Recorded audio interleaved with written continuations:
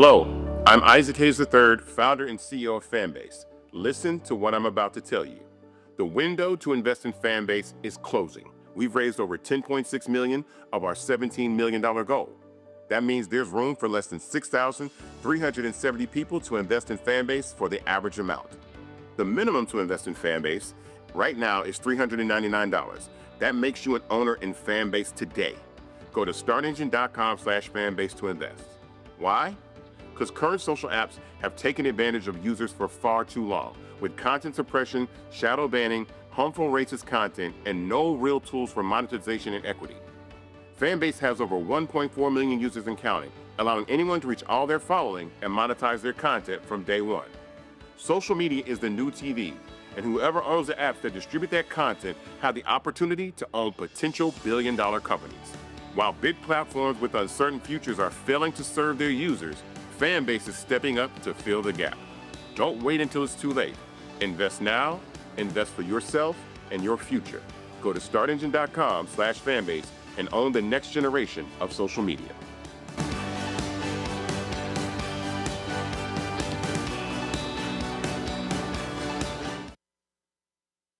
Folks, Black Star Network is here. Hold no punches. I'm real revolutionary right now. Support this man, Black Media. He makes sure that our stories are told. Thank you for being the voice of Black America, Roland. Stay black. I love y'all. All momentum we have now, we have to keep this going. The video looks phenomenal. See, there's a difference between Black Star Network and Black-owned media and something like CNN. You can't be Black-owned media and be scared. It's time to be smart. Bring your eyeballs home. You dig?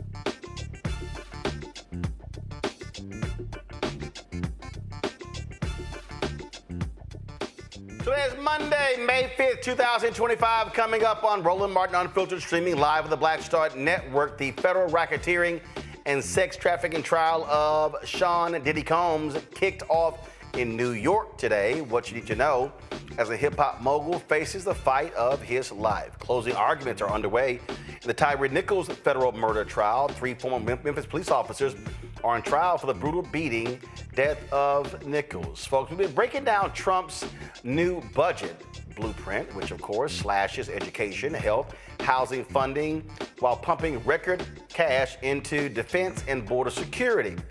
More Mondays continue at the U.S. Capitol today, and more arrests as those religious leaders protest the shameful Republican budget proposal. Plus, a photograph that captured a generation of hip-hop legends and a cultural legacy still unfolding 25 years later. Nelson George will be here to discuss how he's turning a photo with the great Gordon Parks into a documentary. Also, a white woman calls a black kid the N-word, and the racists raise hundreds of thousands of dollars for her.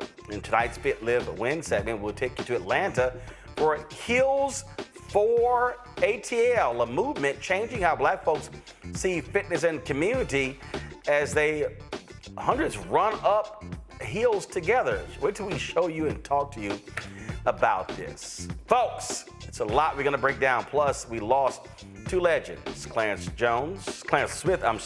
Smith, co-founder of Essence Magazine, and PGA golfer Jim Dent. It's time to bring the funk on Roland Martin Unfiltered on the Black Star Network. Let's go. He's got it. Whatever the miss, he's on it. Whatever it is, he's got the scoop, the fact, the find. And when it breaks, he's right on time and it's rolling. Best believe he's knowing. Putting it down from sports to news to politics. With entertainment just for kicks, he's rolling. It's on go, roll, y'all. It's Roland Martin, rolling with Roland now. He's funk, he's fresh, he's real, the best, you know he's Roland Martin now.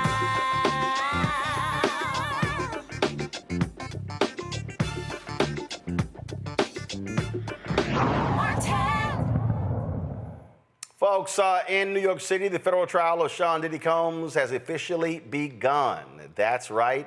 Remember, he was indicted last year on a significant number of charges, including racketeering, sex trafficking, transporting individuals for prostitution. Judge Ann Subramarian and the prosecution and the defense all, of course, made it clear during jury selection today what the stakes were. It was again, a huge day. There were a couple of times that Diddy actually turned down a plea bargain from prosecutors as recently as Friday. 150 potential jurors were questioned to determine their qualification to serve 4 accusers, including R&B singer Cassie Ventura, are expected to testify. Cassie has stated that she will use her real name in court. Sean Combs maintains that all sexual encounters were consensual. His legal team argues that he is the target of unfair prosecution and racial bias. Opening statements are scheduled for next week, and the trial is expected to last at least 8 weeks. If convicted, Diddy could face life in prison. I want to go to my panel. Dr. Julianne Malveaux, economist, president emerita, Bennett College, author of Surviving and Thriving, 365 Facts in Black Economic History, joining us from D.C. Dr. Omi Kongo Dibinga Sr., professorial lecturer, School of International Service, American University, author of Lies About Black People, How to Combat Racism, out of D.C. Glad to have you. Look, here's a thing here. Julianne, when you talk about this, first of all, it's shocking that this has moved this fast. I mean, I know some other folks who have been indicted on lesser charges, and it's taken them 2 to 3 years to get to court. At the same time, he has been incarcerated all these months, and I think that puts some pressure on to move this quickly. But to be honest with you, Roland, I hate to say I don't care. I do care, but it's not with the idiot in the house that enslaved people built. This is not number one on my list of priorities. I feel badly for the brother, but it seems like he did a whole lot of dirt. And hey, let the chips fall where they may. Well, it's not a question on McCongo of what's number one on the list. I mean, the reality is, even with Trump being in the White House, I mean, life still goes on. There are going to be trials, there are going to be arrests, there are going to be all sorts of different things going on. And the reality is, this is a huge story. You're talking about one of the most impactful figures in hip-hop music in the last 25 plus years, not just music, but also in fashion and so many different areas.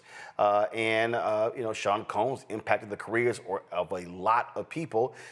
This is a major, major trial. This is huge, and it's important for the country. It's important for the rule of law and all of that stuff, of course. But it's really important for our community. This is, coming after the R. Kelly trial. This is another opportunity for people in our community who have done terrible things against members of our community, particularly Black women and young Black women, young Black men and boys, possibly boys as well. I don't know. We'll find out with this trial. Who have done terrible things by our community and have been allowed to get a pass, literally rolling for decades. We blasted their music. They rose to the top of society, soundtracks and deals, Pepsi, commercial deals, all of these things. Diddy was on top of all of that. He was the untouchable star. And he got off of other charges, the gun possession thing, all these other type of things. And this is an opportunity, hoping that everything goes smoothly in terms of the people are able to testify, get their stories out, are not harassed, intimidated, and so on and so forth. I think there's a lot of other guys in the industry who are probably shaking in their boots right now as this trial's getting to start. But we need to use this as a moment for us who are in hip-hop, who are quote-unquote elders in hip-hop, to make sure that we're using this as an example to take control of this industry, to make sure that we're setting an example for future generations of artists as well as listeners of hip-hop to know that they'll be protected and respected. Maybe not so much in the lyrics. Hopefully that can change too, but at least in these physical spaces, because so much has gone on in our community. I was listening to LL Cool J's Big Ol' Butt came on the other day. And like the second verse of that is about him picking up girls at a high school, right? You listen to BBD, Do Me, the backstage, underage, adolescent, how you doing? Like, there's been so many things that were normalized as part of the culture as it relates to being involved with young people. But then Diddy took it to a higher level with everything that he's accused of in terms of physical abuse, Cassie, and all these other issues. So this could be a great reckoning for us in hip hop, and we all should pay attention. This is the New York Times story here. It said many of the potential jurors said they had been exposed to the case on television, at the gym, through water cooler talk among coworkers, via comedian, making jokes on Instagram. That exposure was not necessarily disqualifying, as long as the potential jurors, who are not being identified by name, said they could decide the case based only on the evidence they saw in court. Quote, "You understand that Mr. Combs is presumed innocent," the judge asked one potential juror, who said she had heard about the case on the radio and had been aware of Mr. Combs' music and celebrity since the 1990s. Absolutely. At one particular point, one of the jurors asked the judge for a restroom break, and the judge expressed hesitance. Mr. Combs spoke up briefly. "I'm sorry, Your Honor, I'm a little nervous today." Those were the only words it was quoted as speaking today. And then regarding the Cassie tape, one potential juror said, quote, "It was upsetting to watch, but I don't know the full story." You see here, some of the questions were more tailored to the case. Did potential jurors have experiences with artists in the hip-hop community that could jeopardize their impartiality? How about allegations surrounding commercial sex workers, which is a core part of the government's case? And see, right there, that really, and this is the thing that it's going to be very interesting to see how this case unfolds and how the prosecution chooses to proceed. As I said, Julian, Sean Combs turned down on a couple of occasions a plea deal from prosecutors. And you have commercial sex workers. That's what they do for a living. So it's going to be very interesting to see how the prosecution lays this case out, saying that this somehow was illegal that took place when they're in the business of sex. You know, I have to rethink my earlier answer and yield to Omakongo's greater wisdom in terms of contextualizing this, contextualizing essentially what this has meant. And whether they're sex workers or not, they don't deserve to be beaten. They don't deserve to be imprisoned. And the notion that it's young girls, it's not grown women, as Cassie is, but it's young girls that this man has preyed on. So, I mean, I think I'm just impatient with this because there's so many, to me, there's just so many other things going on. So my patience is thin. But at the same time, I do think that the way that this case plays out will say a lot about our culture. The other thing that I think is important, as you point out, Roland, is that the federal government has now thrown the sex work thing in there. No matter what happens, and he's turning down a plea deal, A, maybe because he thinks he's going to get off, but B, perhaps because he thinks that without, even with a plea deal, he'll spend 20 years in jail.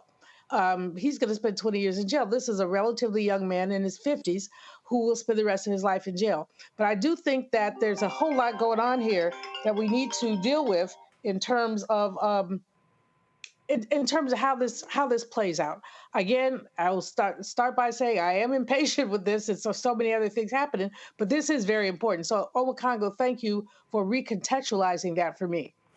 Omakongo, he's 55 years old, and the reality is when you look at this particular case here, listen, it is going to expose a lot of people to the underbelly of Hollywood and the music industry. And just for people just to understand context, because this is the mistake that a lot of people make, and I need people to be very mindful of this when people are having these conversations. I don't want people to somehow operate from a state of mind that, oh my God, look at this here. Look at what's going on here with Diddy and these what is called freak-off parties. This is the exact same New York Times. Former Abercrombie CEO ruled unfit to stand trial for sex trafficking. Michael S. Jeffries had been accused of luring male models to secret sex parties. He has dementia, and a judge ruled him to be mentally incompetent. And he's the former CEO of Abercrombie & Fitch. And of course, he's 80 years old. He was indicted in October. On charges that from 2008 to 2015, he coerced dozens of men into sex with him, using his position as the clothing retailer's chief executive to sexually exploit models who were motivated to advance their careers. he had pleaded not guilty. And it says, working with his romantic partner, Matthew Smith, and a third person, James Jacobson, Mr. Jeffries lured the men to secret sex parties with the possibility that they had received modeling jobs. Federal prosecutors said Mr. Smith and Mr. Jacobson have also been charged with sex trafficking and, like Mr. Jeffries, have pleaded not guilty. According to prosecutors, the men that Mr. Jeffries and his co-defendants coerced were not allowed to leave the sex parties, along with being forced into sex. They were made to consume alcohol, drugs, and Viagra. The charges echoed claims made in a class action lawsuit brought against Abercrombie in 2023 and reported on in a BBC investigation. And I'm reading that because, again, what often happens when these cases, people, oh my God, look at this here. Oh, this is bringing black people down. Now, here's a white man who was 80 years old, who was accused of essentially the exact same thing. And so I need people to understand that this is not an indictment on black people. This is not an indictment on hip hop. This is not an indictment on music.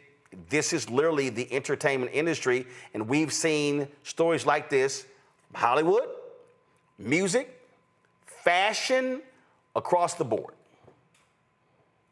Yeah, I'll be honest. When the Me Too movement started to really pick up, Weinstein and Cosby and so on and so forth, I was actually very dismayed at the fact that I felt like hip hop got a pass.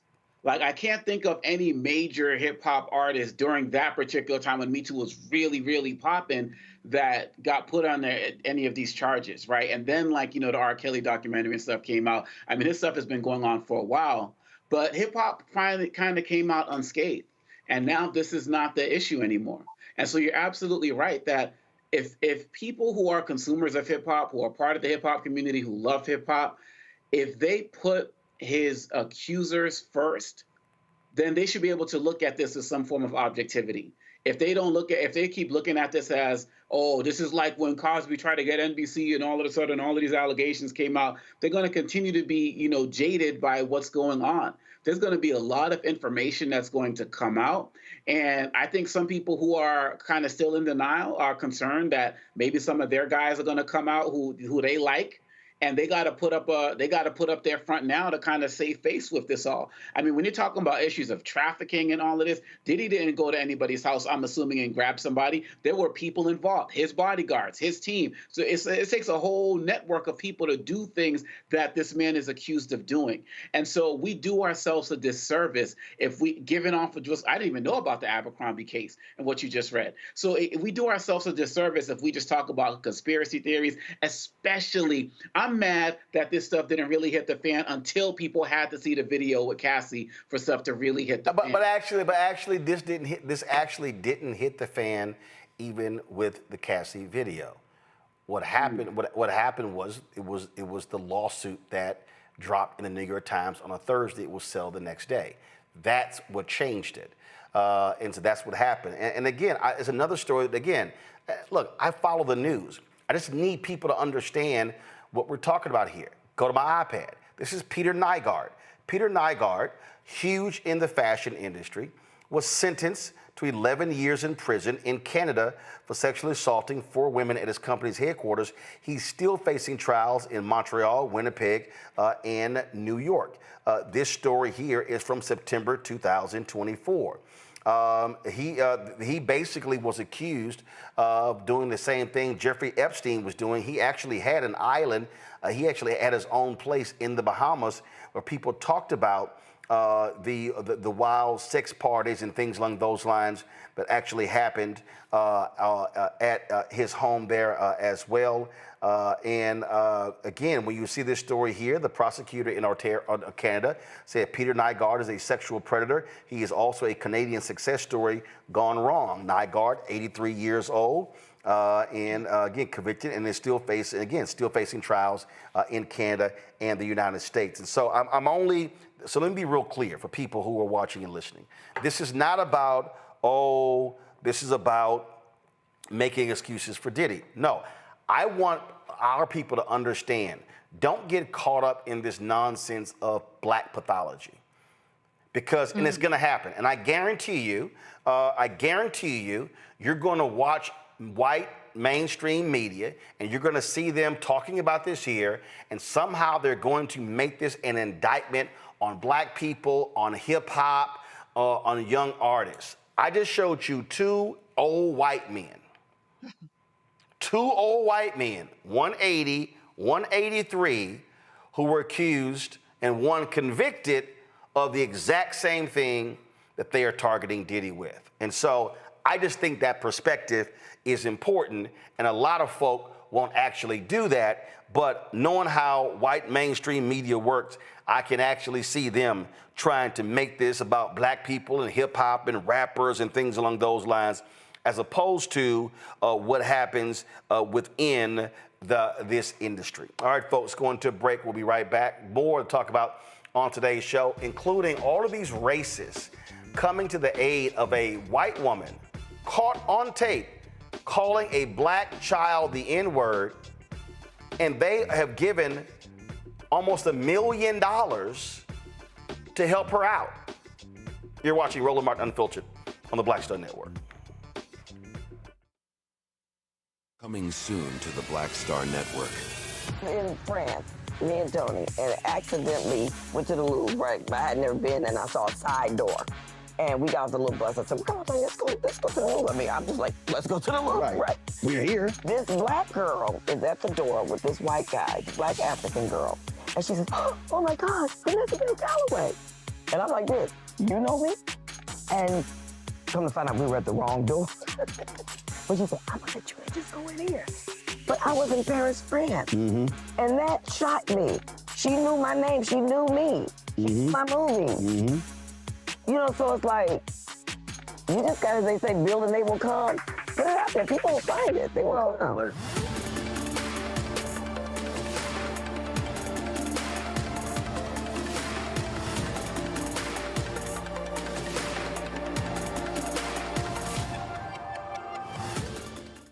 Hey, what's up? It's Sammy Roman. Hey, it's John Murray, the executive producer of the new Sherry Shepherd Talk Show. It's me, Sherry Shepherd, and you know what you're watching, Roland Martin Unfiltered.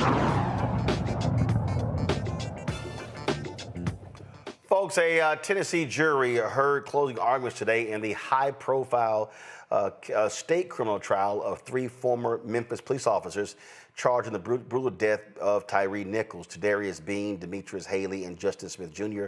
all face serious charges, including second-degree murder, aggravated assault, aggravated kidnapping, and official misconduct and official oppression. Testimony concluded with the courtroom revisiting the events of January 7, 2023.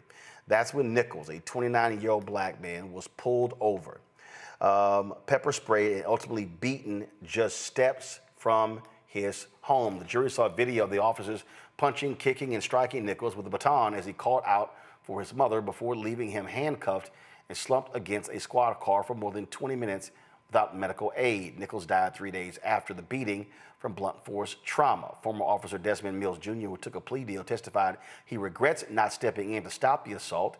He admitted to striking Nichols out of anger after accidentally pepper spraying himself. Mills and another officer, Emmett Martin, have already pled guilty to federal charges.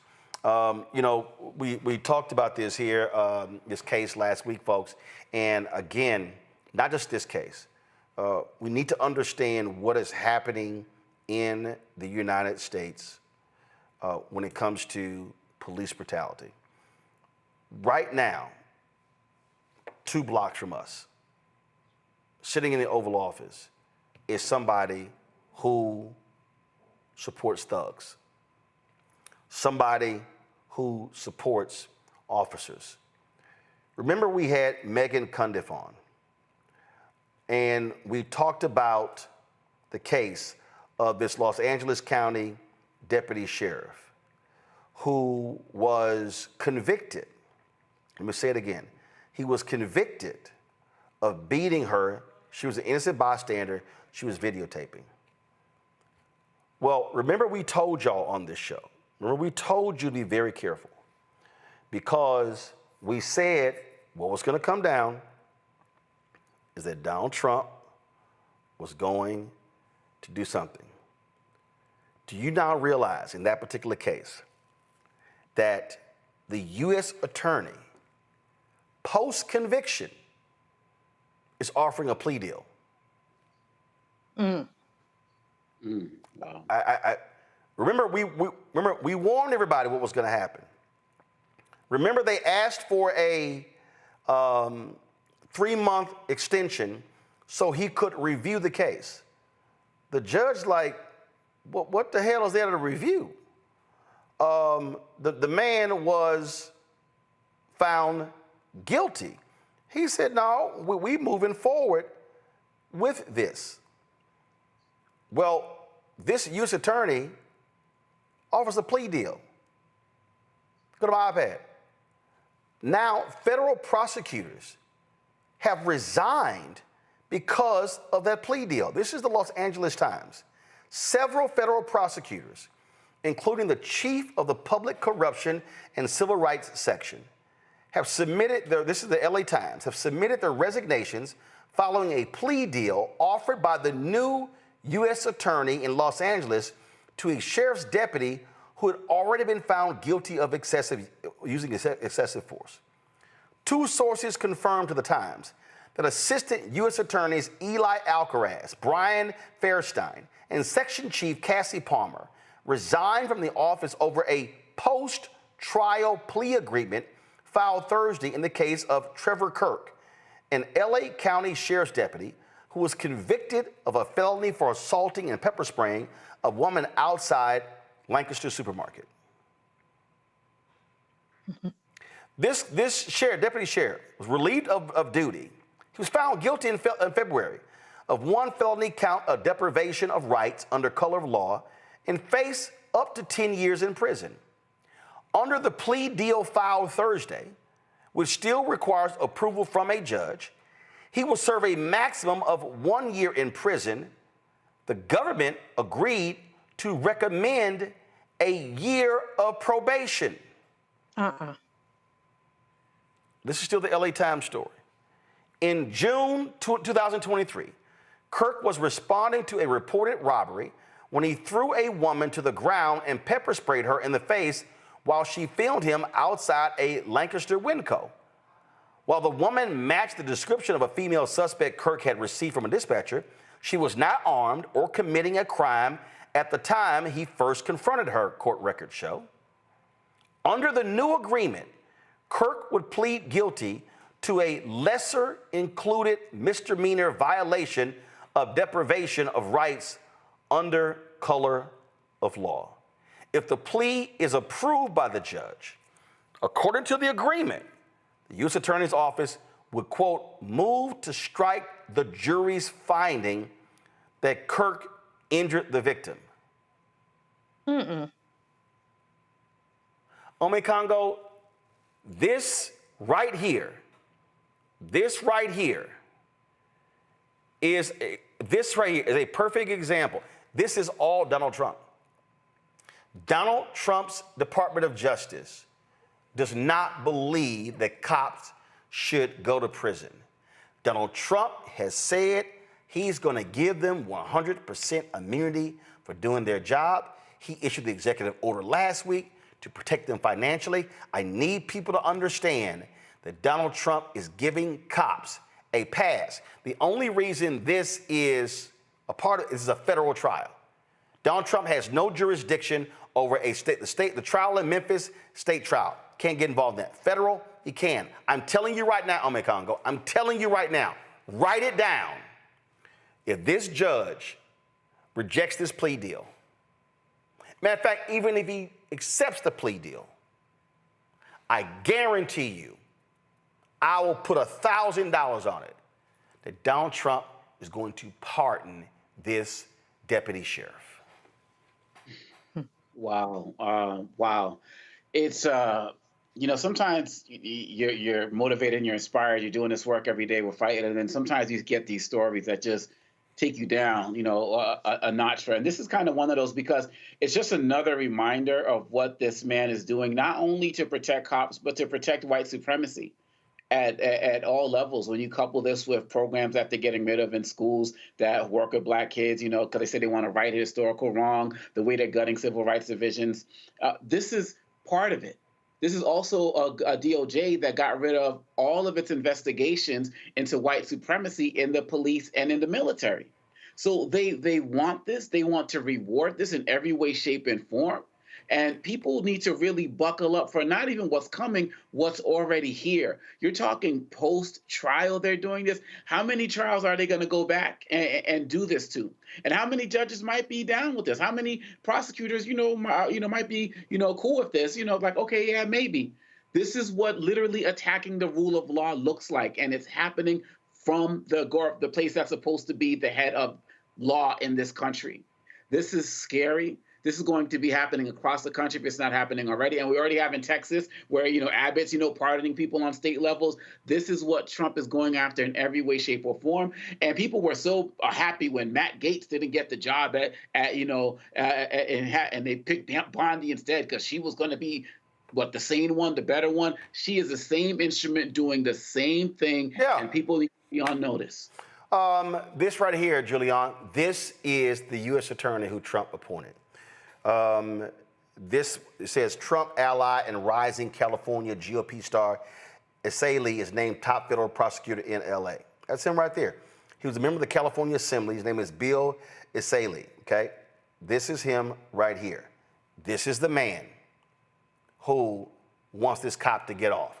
This is the man who asked for the delay. And see, the reason this is important because you got some Negroes out here, Julian, and I love it when they love talking trash about me and, oh, you a Democrat, shield, and all they end up doing is making excuses for Donald Trump. What these individuals are doing, and it's happening before our very eyes, is that people don't understand it. This is going to reverberate against black people. Yeah. I need people watching to understand, and I'm trying to warn y'all. This is what we tried to warn people about before the election. That's right. All of that energy to combat police abuse. Mm-hmm. Donald Trump is saying, black people and everybody else, do not bother calling the Department of Justice. We're not taking your phone calls. We're not going to file any civil rights claims against these cops. We're not going to prosecute these cops. We're not going to do anything against these cops. We support these cops. In fact, Trump is saying we support these cops beating people. We are down with their heinous actions. What did we go through last week? What did we tell people last week about this? We were very clear about we were very clear. This was the executive order that he signed on April 28th. Strengthening and this is the key word, unleashing America's law enforcement. And in section 2, this is the most important thing. All of those shakedowns Donald Trump has done against these major law firms, this is where it shows up. The Attorney General shall take all appropriate action to create a mechanism to provide legal resources and indemnification to law enforcement officers who unjustly incur expenses and liabilities for actions taken during the performance of their official duties to enforce the law. This mechanism shall include the use of private sector pro bono assistance for such law enforcement officers. Nowhere in this executive order does Donald Trump give a damn about the victims of police abuse and brutality. He's saying, I am prepared and ready to protect the cops. No question, Roland. But we know this. Getting millions of dollars, tens of millions of dollars of pro bono services from these law firms, we all had to be asking, where were these services going to go? Now we see the deal with the executive order. But he's spoken many times to law enforcement, decrying the fact that they're under scrutiny. This is an extension this is lynching culture 2.0. Where basically you say you can do whatever you want to somebody and expect no consequences. And if there are consequences, that the federal government will do what it has to do, what it can do to protect you. Pam Bondi, she's spoken to this. They've all spoken to this. It's criminal, but this is what I just saw some of your merch, and they had a FAFO hat, and I'm gonna give me one because this is what people voted for. And now to see, you never see this violence solely visited on Black people. In order to do this to Black people, you have to do it to other people. So you're not having white people, Latinos, Trump voters, understanding that they come for us in the morning. If they come for Black folks in the morning, they're coming for you at night, and they are coming for them. And that's not what they voted for. FAFO, simply FAFO. The challenge to it, of course, is it spits in the face of the rule of law. It ignores the notion of any kind of due process. The jury went through a deliberation. We lift up juries. We say we care about them. They went through a deliberation, and now they're saying, well, yeah, maybe we'll do a plea deal after the fact. That makes no sense at all. But what makes sense is that the police are being given essentially a green light for brutality, and there are very few in government, certainly not in the Department of Injustice, who are willing to push back and say, oh, hell no. And that's what needs to happen. I expect, we're coming up on summer, or maybe we're in, I don't know. We expect to see more street violence, and we also expect to see more police officers indemnified before they even have a process on this. Well, first of all, Congo, they already are. They already are, and they already get legal support.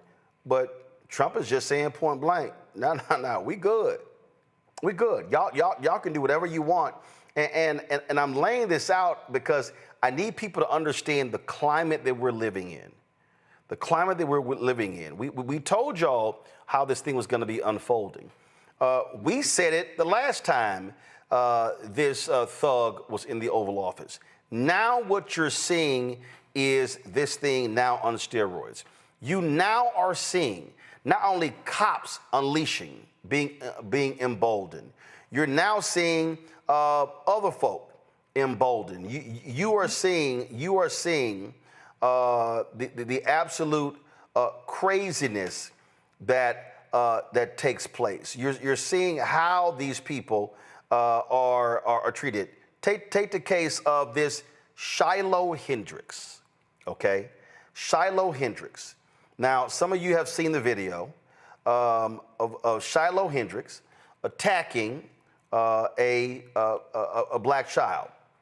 Caught on video, having no problem at all being absolutely racist in these attacks on a playground. Let me show you this video. I know a lot of y'all have seen it, but I want you to understand how the racists are just jumping out of the woodworks. Watch this. Did you call the word? It is my business. You call him a Okay, why don't you have the boss to say it right now again? Fuck you, All right, that's what you say. You're not digging through people's shit, you dumb fuck. Nobody digging through your shit. A little fucking kid just did, you dumbass. That little kid, you call him a little child? What if he acts like one? He's gonna... Are you about to hit him? You chase him here? He took my son's stuff. So that gives you the right to call the child 5 years old the N-word. If that's what he's gonna act That's what you're gonna call him. That's what he's gonna act like.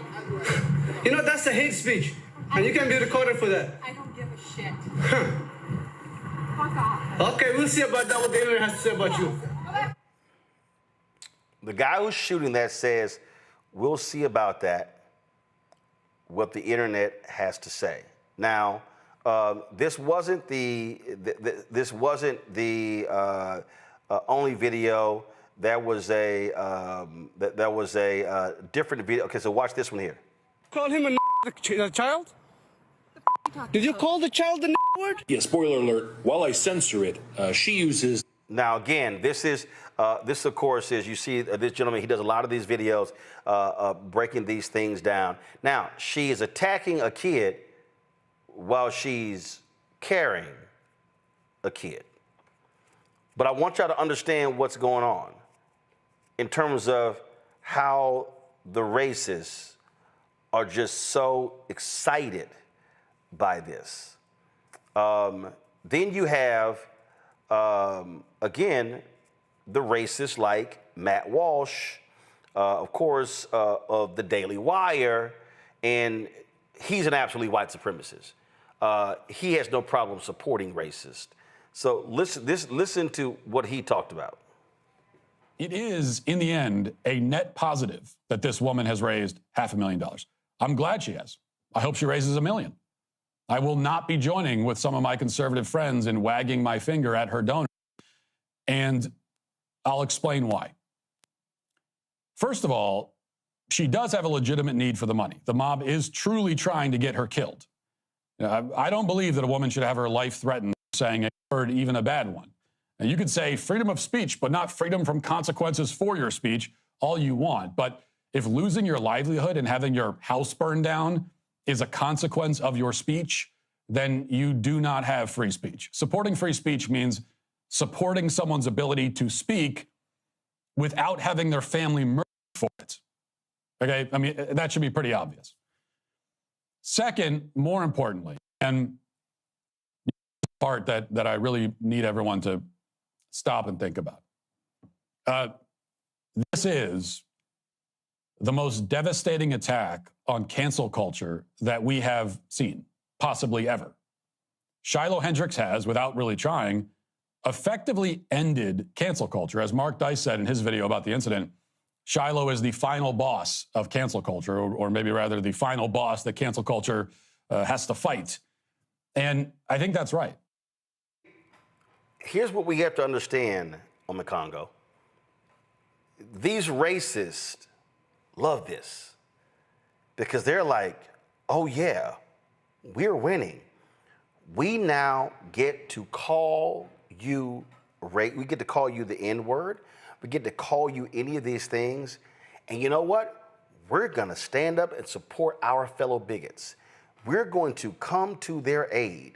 We are going to do whatever is necessary to support them, to back them up. And the number is, somebody put right here. Someone said, this tweet is, Shiloh Hendrix doubles down after winning the racist lottery. Okay? And then you see right here where she is, she got no problem with her post at Anglo-Saxon girl using the N-word. And look at this here. Help me protect my family. My name is Shiloh, and I love this here. I have been put in a very dire situation. I recently had a kid steal from my 18-month-old son's diaper bag at a park. I called the kid out for what he was. That's the N-word. Another man who we recently found out has had a history with law enforcement proceeded to record and follow me to my car. He then posted these videos online, which has caused my family and myself great turmoil. My social security number has been leaked. My address and phone number have been given out freely. My family members are being attacked. My eldest child may not be going back to school. Even where I exercise has been exposed. Now, in this post here, you see, and this is supposedly a Christian platform. The goal is to raise $1 million. It's at $334,000. My understanding, it's exceeded $700,000. So the racists and the bigots are saying, oh, no. We've got to protect this fellow racist. We've got to protect this bigot. We've got to have this bigot's back. So by God, we are going to make as much, we're going to sit here and raise as much money as we can. They're on this platform called Give, Send, Go. That's where they've been raising the money. And give me 1 second, because I want to pull this up. So folk can understand how these racists are doing. And again, they're being aided by conservative media.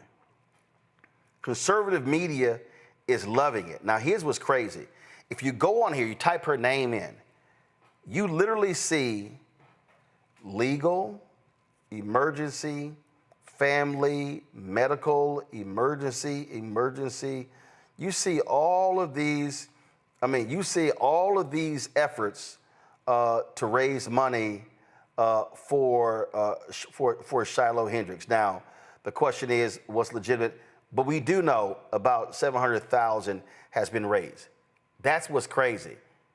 These races are coming together and saying, yeah, here we go. One of our own. That's right. That bigot used the N-word. We got her back 100%.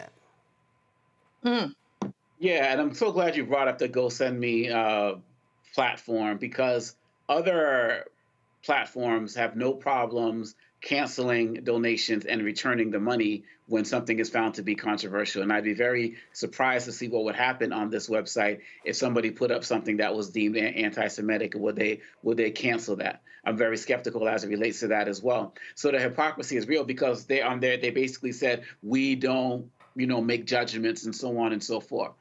I would like to know where the caretakers of this child are, and if they're filing any lawsuits relating to child endangerment or something, because they're going to need to have some money raised for them as well. This was the same situation we saw with Daniel Penny in New York, and that whole situation. And now he's working for a Trump, a Trump billionaire. This idea of just what did Dr. King say? You can't legislate morality, but you can regulate behavior. This idea that this behavior is just going to be allowed and be platformed and people are going to be able to make money off of it. She's probably a future Fox contributor. This goes right in line with how you came back from the break in terms of talking about the police officer. White supremacy is being platformed in every way, shape, and form. And I am not I don't even know, I haven't followed this enough to know if all of those things she's talked about are actually happening. Right. The only thing missing from her was the white tears, right? Oh, no. First of all, look, you got them. This is the actual, they've raised $677,258. 25,413 people have donated.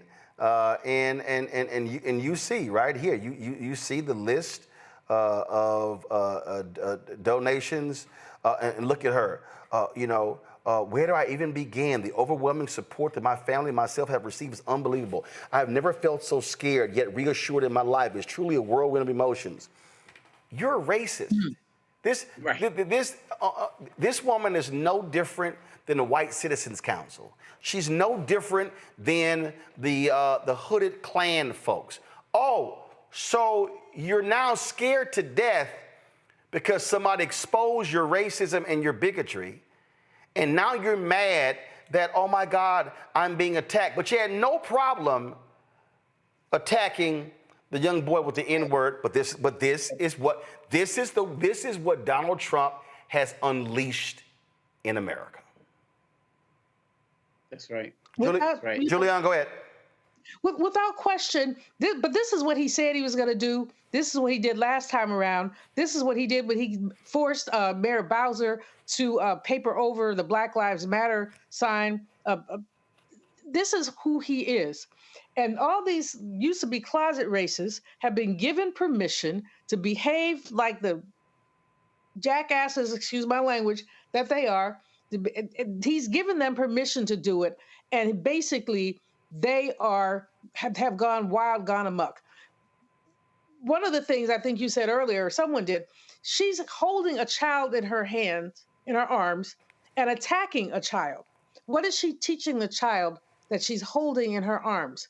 He is going to be the third or fourth or fifth or sixth generation of racists because she showed him what is acceptable. He's going to go to the playground and call a little boy who beats him at a game, the N-word. He's going to, we can't say what all he's going to do, but he has the worst kind of role modeling. And quite frankly, the Child Protective Services needs to come and get her child because she's unfit to raise a child. And that's what needs to happen. We have to fight back. Now, this is one case out of, I don't know how many, but this is startling, and it's startling. It makes you want to lay hands on somebody. Where you say she was again? What her address? First of all, there's an open case.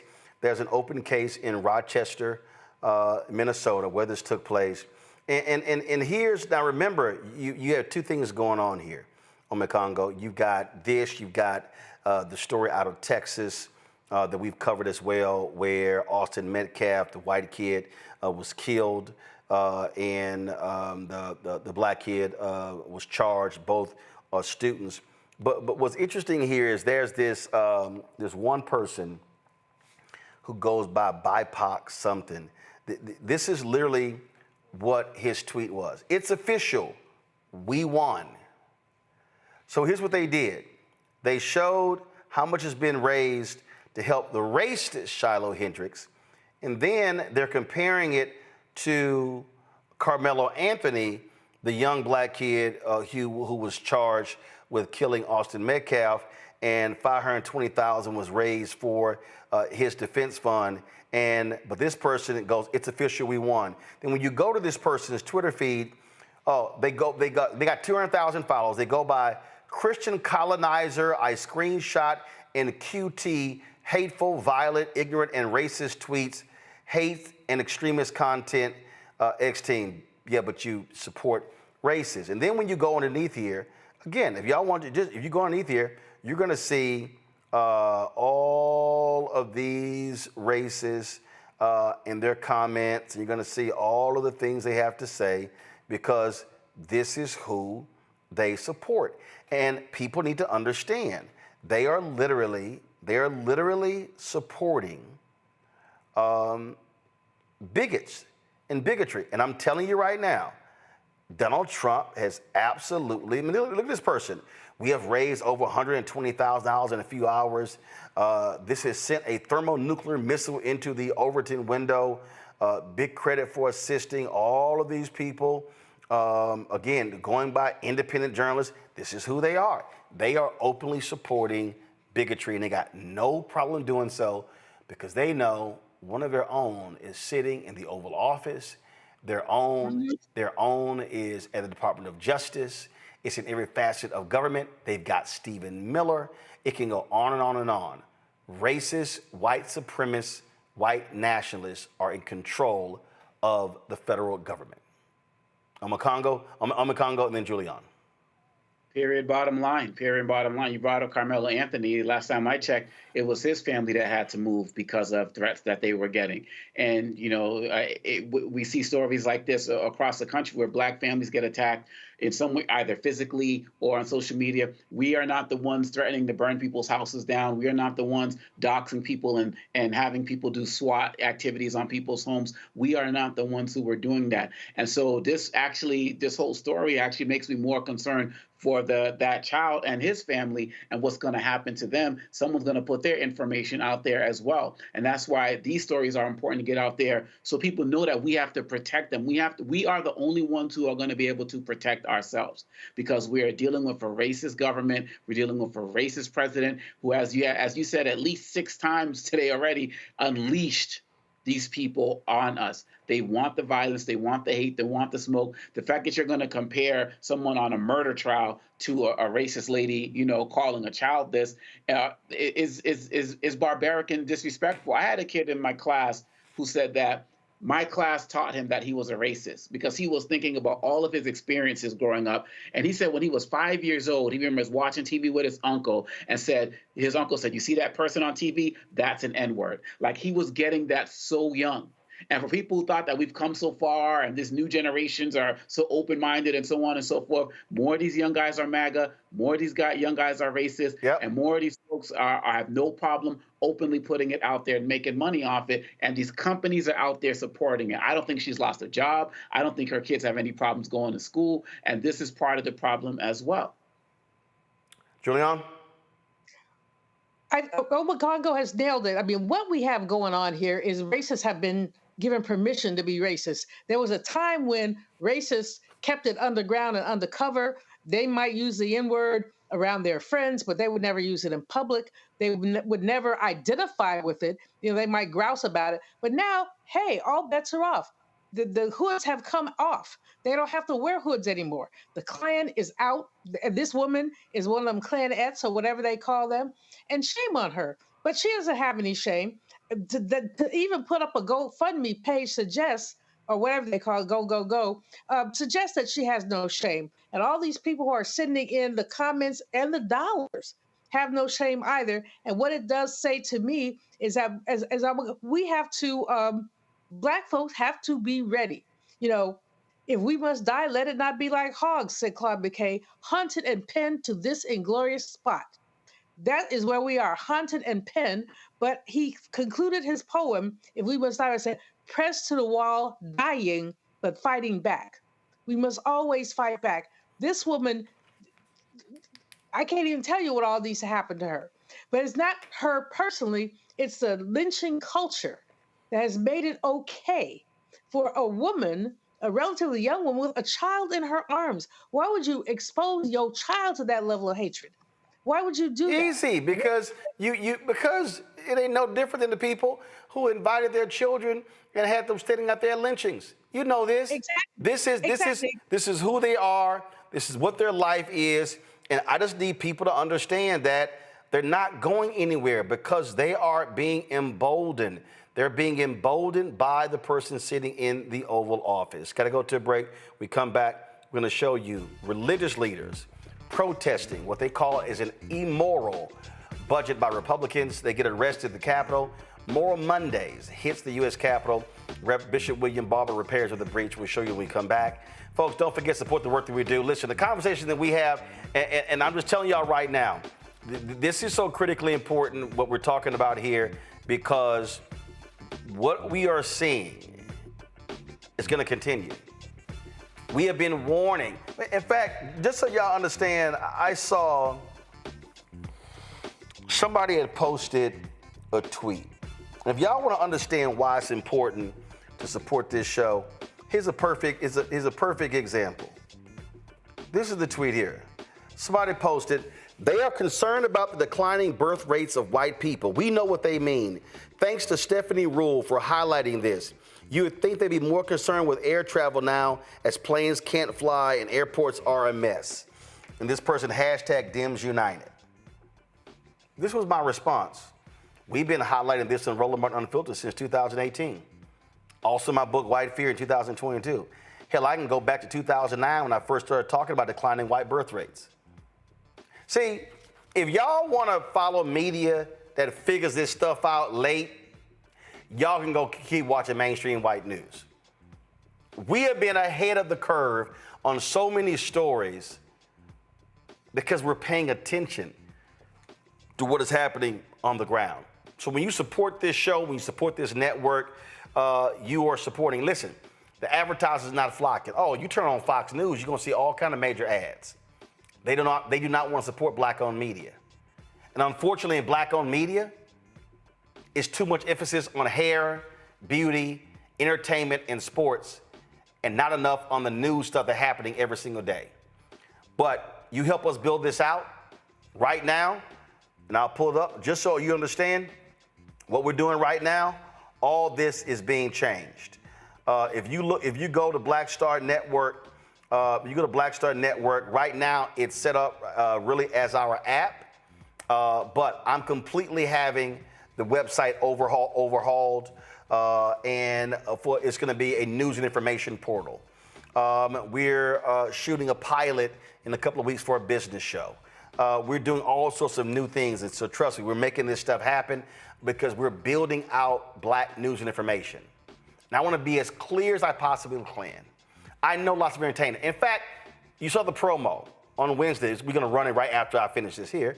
I got my interview with Vanessa Bell Calloway. So we do some entertainment, but I'm not doing it every single day. I'm not doing gossip. I'm not doing reality shows. I don't care what celebrity is sleeping with somebody. I don't care who had a baby. I don't care who came out. I don't care who they're divorcing. I don't care who they're engaged to. Because there's a lot of places you can get that covered. Plus, that's their personal business. I don't believe that we as the public, I don't believe that we should know everything about somebody's life. That's their business. But there has to be a place where news and information is central and is important. And that's the case for this show. That's the case for this network. So we've had 35,000 donors contribute since we launched this show. on September 4th, 2018. And so we want you to join that list. You want to give to us via Cash App. A lot of you have been emailing me. I told you, Cash App changed their rules just out of the blue. Because of the type of corporation we are, they closed down our Cash App accounts. But you can contribute to us via Cash App using the Stripe QR code. You see it right here. If you're listening, go to blackstarnetwork.com. You want to see your check and money order, make it payable to Roland Martin Unfiltered. Went to the mailbox today, had about 200 of your checks and money orders. Folks, P.O. Box 57196, Washington, D.C., 2003 7-0196. PayPal's R. Martin Unfiltered. Now, when y'all go there, it's going to say New Vision Media. That's us. That's the parent company, so don't freak out. Go to Venmo, RM Unfiltered. Go to Zelle, RolandSMartin.com, Roland@RolandMartinUnfiltered.com. If you want to get our gear, please do so. Get our swag, our new shirt. Matter of fact, Keenan, we're changing the FAFO shirt. And so we're going to change that. We're going to have Project. We're going to have Project crossed out. And then probably what I want, I sent Keenan a text. What I'm thinking about is have a hashtag. We tried to tell you, and it's going to be FAFO, and we're going to have, I think, Project underneath it in red with an X through it, and then below it's going to be 2025. So we're working on that design. I'll let you know when we have it ready. Here's our other shirts. Y'all really love Don't Blame Me. I voted for the black woman. And so get that at rolandmartin.creator-spring.com. The QR code's there as well. And remember, when you buy our merchandise, that money comes back into the show. When you get my book, White Fear, How the Browning of America is Making White Folks Lose Their Minds, that money goes right back into the show. And so, again, you can get it at all the bookstores. You can also get it, the audio version, Audible. And we're working out for you to be able to buy the book directly for me to autograph. Now, I know that's opening Pandora's box. There might be a whole bunch, but I'm working through how we can actually service all of those books. All right, folks, I'll go into a break. I'll be right back. On the next Get Wealthy with me, Deborah Owens, America's Wealth Coach, we're talking about the difficulty of being able to acquire wealth for Black Americans. My guest, Emily Flitter, is the author of The White Wall: How Big Finance is Bankrupting Black America. The bad stuff that you feel when you're dealing with the financial services industry is not your fault. It's not your fault, and you don't deserve to be treated like this. That's right here on Get Wealthy, only on Black Star Network. Coming soon to the Black Star Network. In France, me and Tony, and accidentally went to the Louvre, right? But I had never been, and I saw a side door. And we got off the little bus. I said, come on, Tony, let's go to the Louvre. I mean, I'm just like, let's go to the Louvre, right? We're here. This black girl is at the door with this white guy, black African girl. And she says, oh my God, Vanessa Bell Calloway. And I'm like this, you know me? And come to find out we were at the wrong door. But she said, I'm gonna let you just go in here. But I was in Paris, France. And that shocked me. She knew my name, she knew me. She knew my movie. You know, so it's like, you just gotta, they say, build and they will come. Put it out there, people will find it, they will come.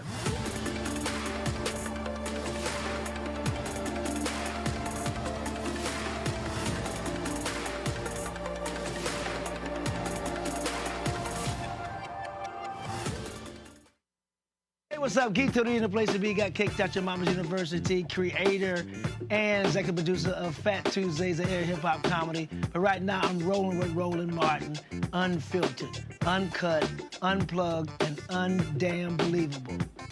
You hear me?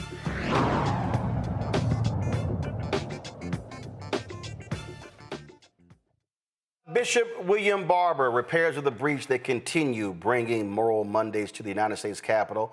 Their focus is what they call an immoral document. That is the budget that the Republicans are advancing. And it was storming today. It did not hold them back. This is what took place today.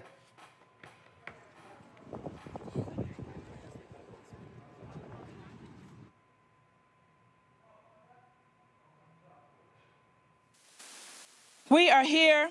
We're doing a roll call on all that has supported us and continues to support us. This list goes on and on. This represents millions of people.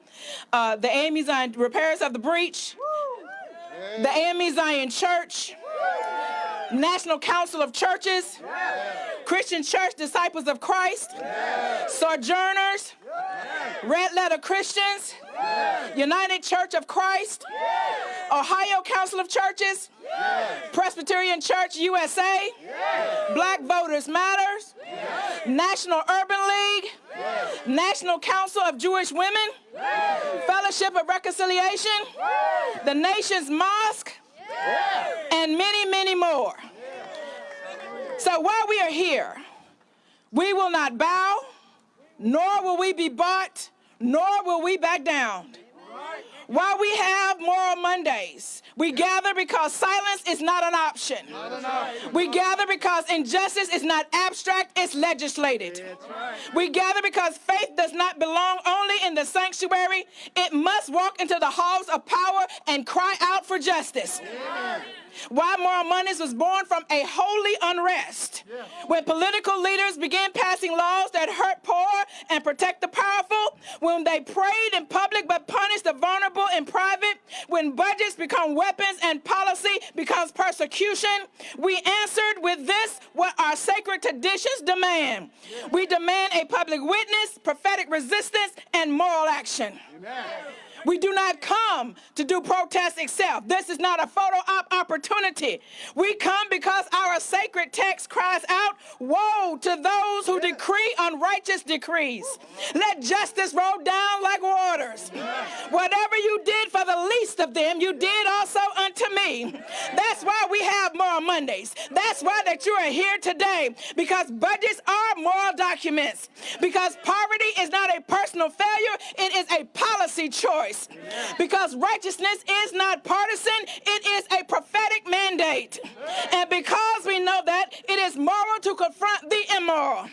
We are called to the depths of our conscience. Let every heart turn toward heaven and every foot be ready to march. Let every voice of conscience be stirred. How? Why do we stand together? Together we arise shoulder to shoulder, pastors and prophets, imams and Muslims, rabbis and cantors, monks and Dharma teachers, Sikh gurus, indigenous elders, Hindu priests, humanist leaders. We stand not as enemies of the state, but as guardians of the soul of this democracy.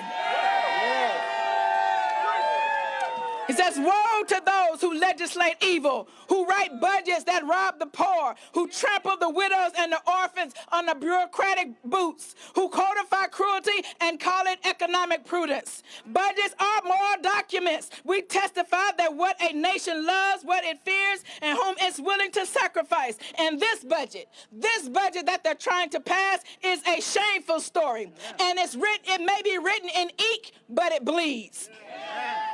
It bleeds when Medicaid is slashed and 36 million risk losing care. It bleeds when SNAP is cut and 40 million face hunger. It bleeds when housing assistance dries up. It bleeds when Head Start is gutted. It bleeds when bombs are funded but babies are deported. It bleeds when Medicare and Social Security are endangered. It bleeds when 14 million full-time workers earn poverty wages. It bleeds when unions are crushed and billionaires hoard votes. It bleeds when the child tax credit is rolled back. It bleeds when Social Security Administration is starved, leaving our elders to plead for dignity. It bleeds when Wall Street gets wealth and Main Street gets crumbs. This is a physical restraint. This is policy murder. And so we're exposing the lie here today. They say we can't afford it, but they can find walls and not welfare. They say cut the waste, but they protect corporate loopholes and golden parachutes. They say personal responsibility, but they punish the already burdened and downtrodden. So we lift up the truth today. To every elected official, you were not crowned, but you were commissioned. Amen. Not to preserve status quo, but to protect the common good. Do your job. Do what you were promised. Do what is right. And this is a call to the prophets. To every preacher, imam, rabbi, elder, monk, and teacher, this is not a time for quiet pulpits. This is an hour of sacred confrontation. This now is the time to bring our sacred text to the steps of the Capitol. Now is the time to cry out aloud and spare not one of them that says be silent. Now is the time to sound the trumpet and show this nation what its sin is. And because the powers and principalities know that when the prophets pray, the empires crumble. And if prayer is criminalized, then we must turn our public witness into an uncompromising movement of moral defiance. We got to begin to have a rallying cry. So now I say to you, clergy, elders, youth, workers, teachers, nurses, and neighbors, do not wait for the right moment. This is the moment. This is the moment. Do not wait to be invited. You have been commissioned. Do not wonder if your voice matters. It does, because you are a moral witness. So if they arrest the prophets for praying, then let the prayers become thunder. If they criminalize compassion, then let our conscience become unshakable. If they legislate violence, then let us legislate love in pulpits, in the courtroom, in the streets, in the Capitol, and in every chamber. Raise your voice. Raise your voice. Raise your voice. Forward together!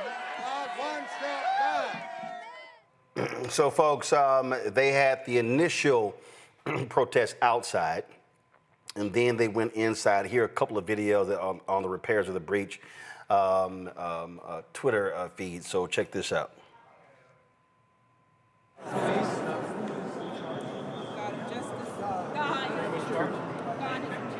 Right now, you text of this Congress proposed budget. A resolution soaked in cruelty, masked as fiscal responsibility. It proposes $1.5 trillion in cuts to life-saving programs, to Medicaid, to SNAP, to housing, to Head Start, all while shielding billionaires and building tax. They're going to be doing this every single Monday. Keep in mind what took place with Moral Mondays in North Carolina, the impact that they had there. And then this is really about challenging power and calling religious leaders to step up. Unfortunately, these white conservative evangelicals, they are cheering this document that makes massive cuts to the poor and the disenfranchised. Roland, the worst thing about this thing is that the budget that the man who lives in the house that enslaved people built, what he has submitted adds money to defense, adds money to war, and takes money away from the safety net, which already was fraying. The worst thing about this particular document that has been submitted is that no one has asked Doge to go look at the Department of Defense. How much money are we wasting on so-called defense, which we can call offense? So the level of hypocrisy, if you got people, bean counters, going in to say you have too many people working at USAID, you have too many people working at the IRS, come on now. But no one has gone in to say there are too many people working at the Department of Defense. So not only is the document an abomination, a vexation, and a slap in the face, but the document also shows our hypocrisy. You talk about fraud, race, and abuse, and this man still wants to have a multi-million-dollar parade. So right on Reverend Barber, of course, and all the repairs and the Moral Mondays, which did make a difference in North Carolina. But let's be very clear, just like the racists who use the N-word with a child have no shame, this budget has no shame. On the Congo? It's evil. You know, it's just evil, what it is that they're doing.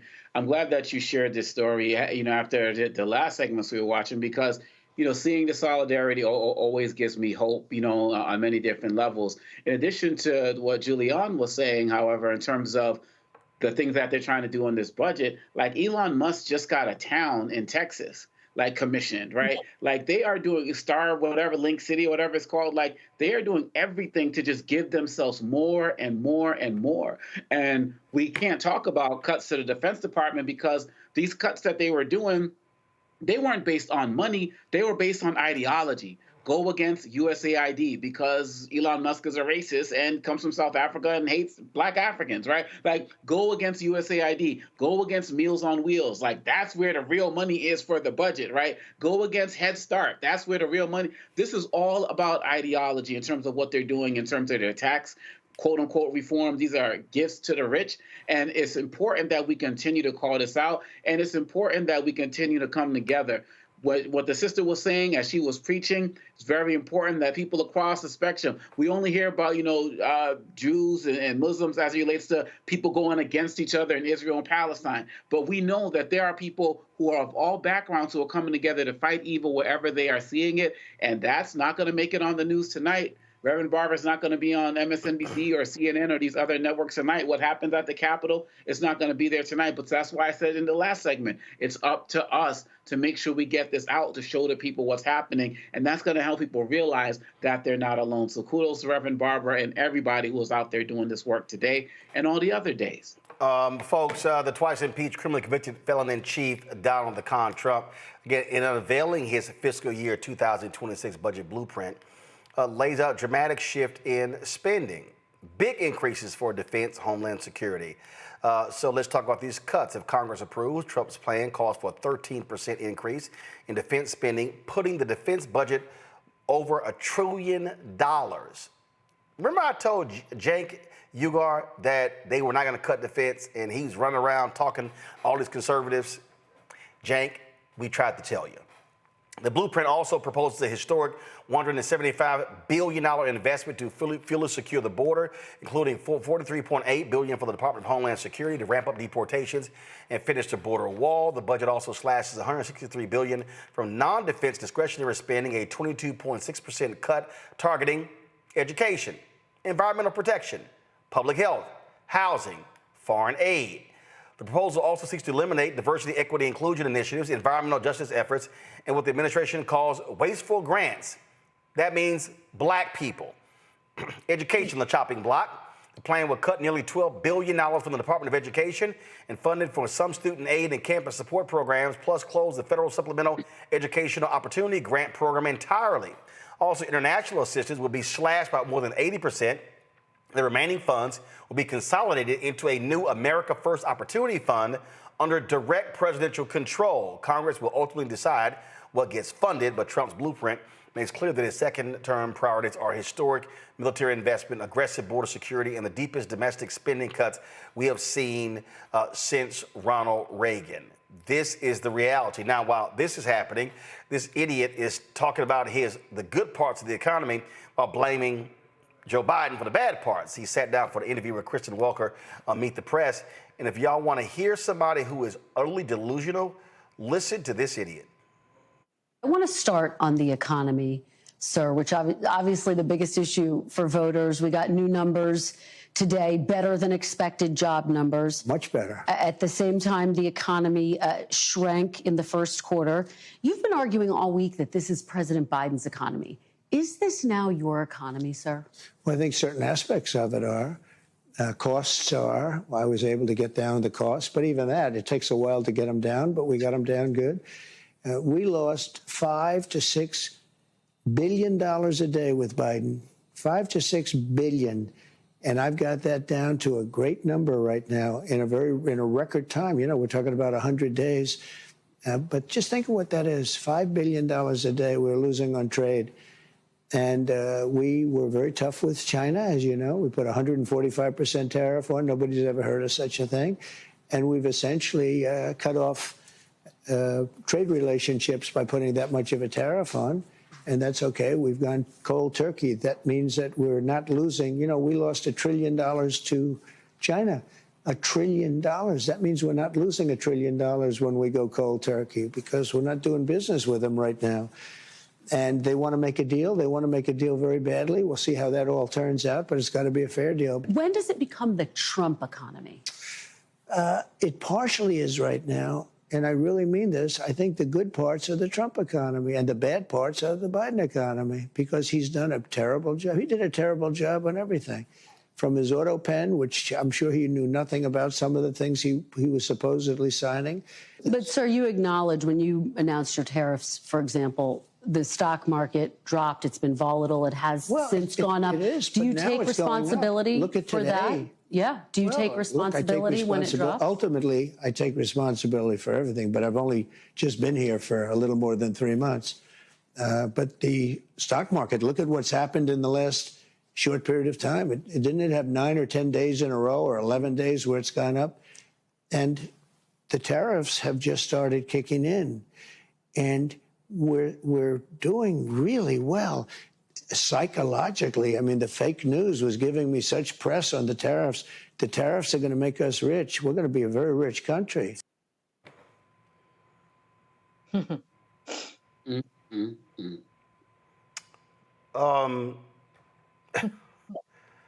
So the good parts are his. The bad parts, oh yeah, that's Biden.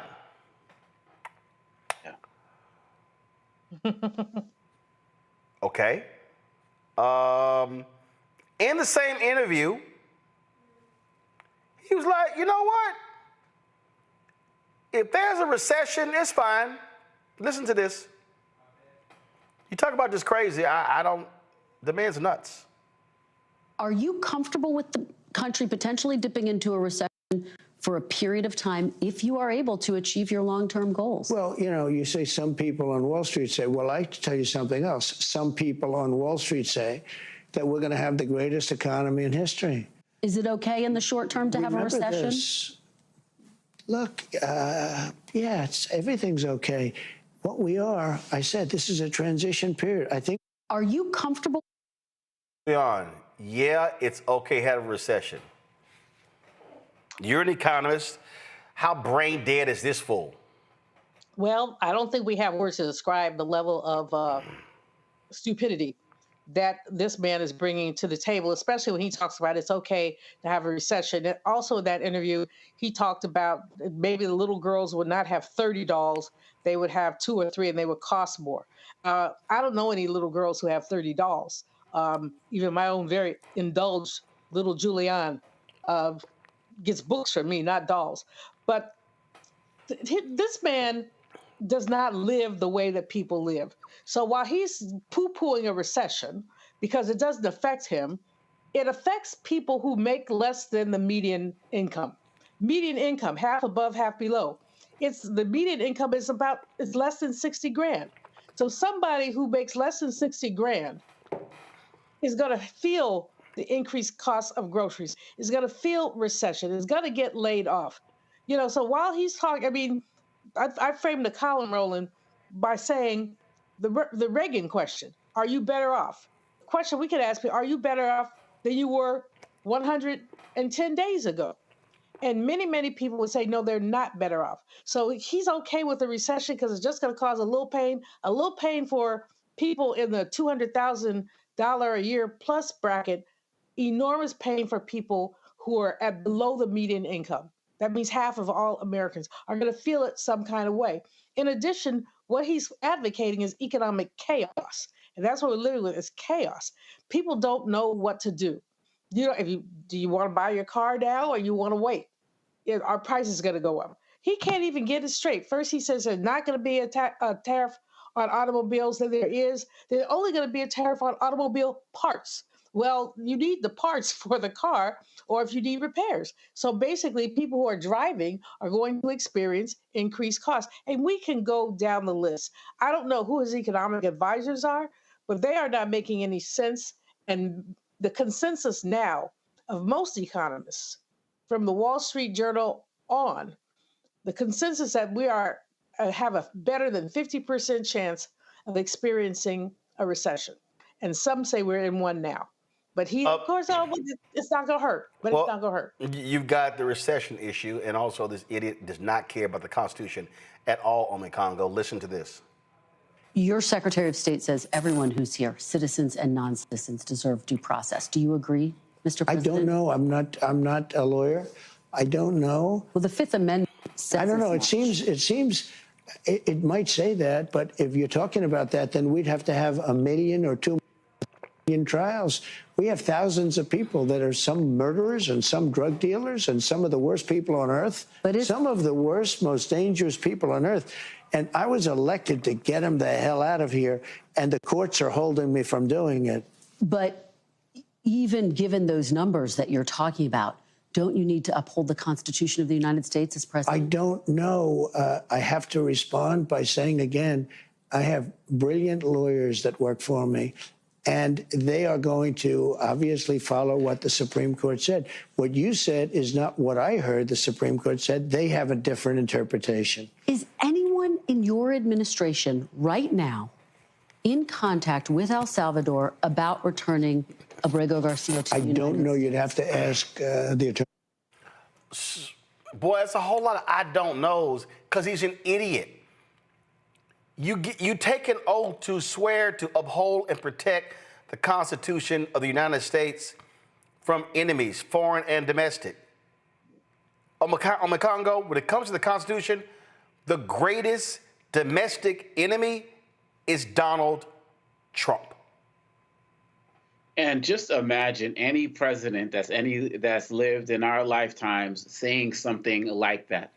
And we should not be surprised because this was a man who, while he was running in the election, said that we should suspend the Constitution because of how the election was stolen and how the election was rigged.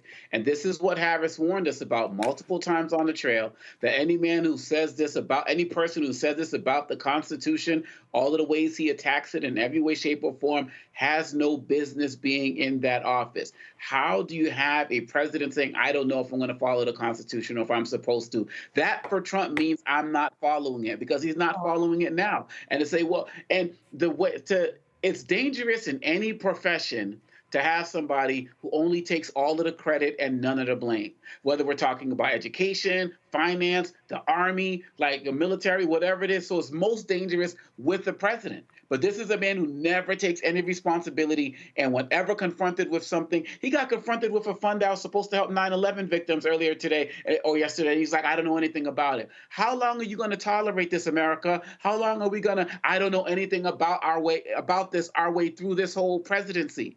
And when these shelves start going empty in May and July and people can't get their fireworks and people can't get their $2 that he's talking about, maybe that's going to be the time where people are going to start speaking up and challenging us, because this man just sounds like Scrooge. He's so out of touch. But the way he can just feign ignorance on everything whenever confronted, and the way that people let that slide, a lot of stuff we talked about in the last segment primarily affects Black America. This segment right now that we're talking about, this is going to hit everybody. His ignorance, his disrespect, his lack of knowledge of the law, and straight up lying, because he could actually read the Supreme Court decision himself and see exactly what it says, but he's only listening to Stephen Miller and Pam Bondi, and that's why we're screwed on so many levels right now. Indeed, indeed. All right, folks, a couple of other things jumped out, some breaking news. U.S. District Court Judge Richard Myers has ordered the North Carolina State Board of Elections to certify the 734 vote win for Democratic Supreme Court Justice Allison Riggs. This is a tweet from Brian Anderson. It rejects all of Griffin's election protests. Judge stays order for 1 week so Griffin may appeal. This is the motion right here by the judge. This has been ongoing since November. Riggs won. Griffin's been trying to get some 65,000 votes thrown out. And so that's what you see that's been happening here. So we are following this, see what's going on here. Also, folks, St. Augustine's University continues to try to figure out how to get out of their jam. And what are they facing? Another lawsuit. That's right, another lawsuit. This just continues to go on and on and on and on and on. While that's happening, they're also seeking land deals to help them out of their financial situation. They're looking for $70 million in bridge financing, actively seeking partners to help develop parts of its campus. They've been burdened with debt, facing financial challenges. Last year, they reported they had cut approximately $17 million in expenses for the fiscal year. 2024. The operating budget for the 2022-2023 academic year was around $35 million. To attract investors and developers, school officials are issuing a request for a qualification. So we'll keep you abreast of what happens with what happens there with St. Augustine's. Just more drama. All right, folks, got to go to break. We come back. Writer, author, producer, documentarian Nelson George is working on a crowdfund for a new documentary based off an iconic photo of Gordon Parks. We'll tell you about that. You're watching Roland Martin Unfiltered on the Black Star Network.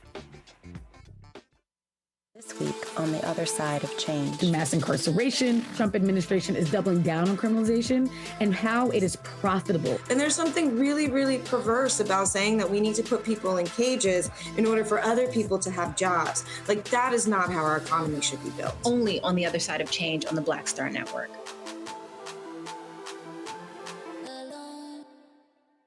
Coming soon to the Black Star Network.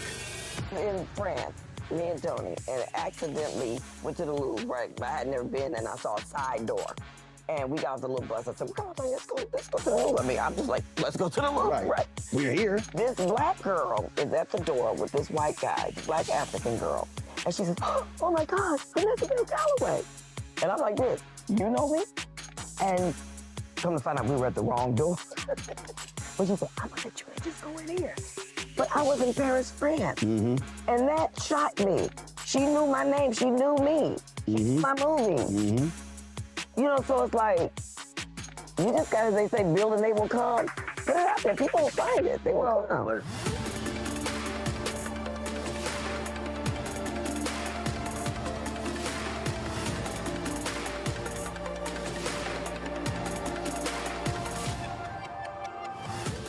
We begin tonight with the people who are really running the country right now. Now, Trump is often wrong and misleading about a lot of things, but especially about history. Donald Trump falling in line with President Elon Musk. In the wake of the unsettling news that MSNBC has canceled Joy Ann Reid's primetime show, The Readout, Roland Martin and the Black Star Network would like to extend an invitation to all of the fans of Joy Ann Reid's MSNBC show to join us every night to watch Roland Martin Unfiltered, streaming on the Black Star Network for news, discussion of the issues that matter to you, and the latest updates on the twice impeached, criminally convicted felon-in-chief Donald Trump and his unprecedented assault on democracy, as well as co-president Elon Musk's takeover of the federal government. The Black Star Network stands with Joy Ann Reid and all folks who understand the power of black voices in media. We must come together and never forget that information is power.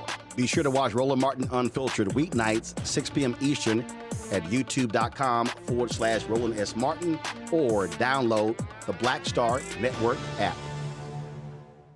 Hatred on the streets, a horrific scene, a white nationalist rally that descended into deadly violence. White people are losing their damn minds. As an angry pro-Trump mob storms the U.S. Capitol, we've seen We're about to see the rise of what I call white minority resistance.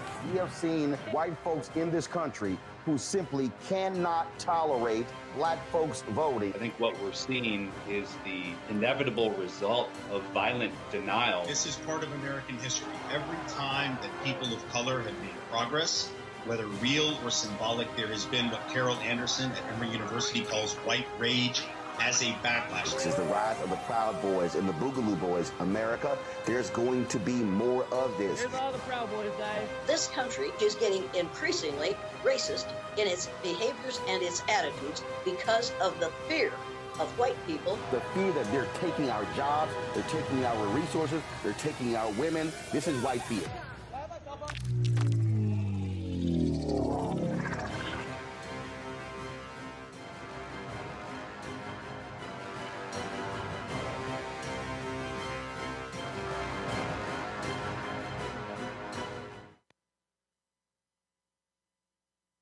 Hey, what's up, y'all? I'm Devon Frank. I'm Dr. Robin B., pharmacist and fitness coach, and you're watching Roland Martin Unfiltered.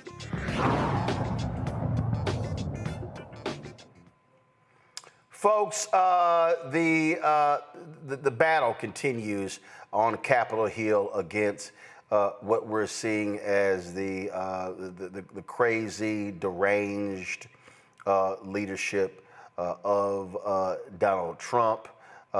You've had, of course, today, Hakeem Jeffries, Democratic House leader, speaking again on what is happening. And it's very interesting to me. People keep saying they need to see more from Jeffries fighting back, which sort of is confusing to me because there are limited powers in the House. So when you talk about fighting back, well, what do you actually mean fighting back? What exactly what more can they actually do to quote fight back? So that's just I don't really understand what that means. But one of the things you also see happening, these town halls taking place all across the country, and Republicans, they really are running scared. They really are running scared because you've got constituents who are showing up in these spaces, and they're mad that they have to actually take their messages. And so in some places, they are restricting them from even for people even showing up, because how they're framing this thing is, oh, the people who are showing up, you know, they really aren't, you know, all voters. They're being paid to be there. But it's a whole lot of people who are showing up, who are constituents, and the Republicans just actually hate the fact that they have to answer to them. And so those are the things that you're seeing. And so Democrats are doing all they can in terms of, especially Leader Jeffries, talking about these various cuts. Today, he held a news conference on Capitol Hill. This was about about a couple of hours ago. And so here's some of what he had to say. Washington, in his farewell address to the nation, made the important observation that the Constitution is sacredly obligatory upon all. That means everyone in the United States of America has a responsibility to follow the Constitution. That includes presidents of the United States of America. That includes you, Donald Trump. There is nothing unclear about it. Why does Donald Trump make such ridiculous statements? Like he's unsure as to whether he has a responsibility to follow the Constitution.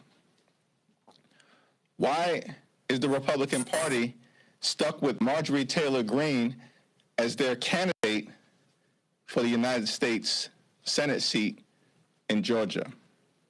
Why is the top thing that House Republicans going to do this week on their legislative agenda renaming the Gulf of Mexico? It's because Donald Trump and House Republicans are on the run.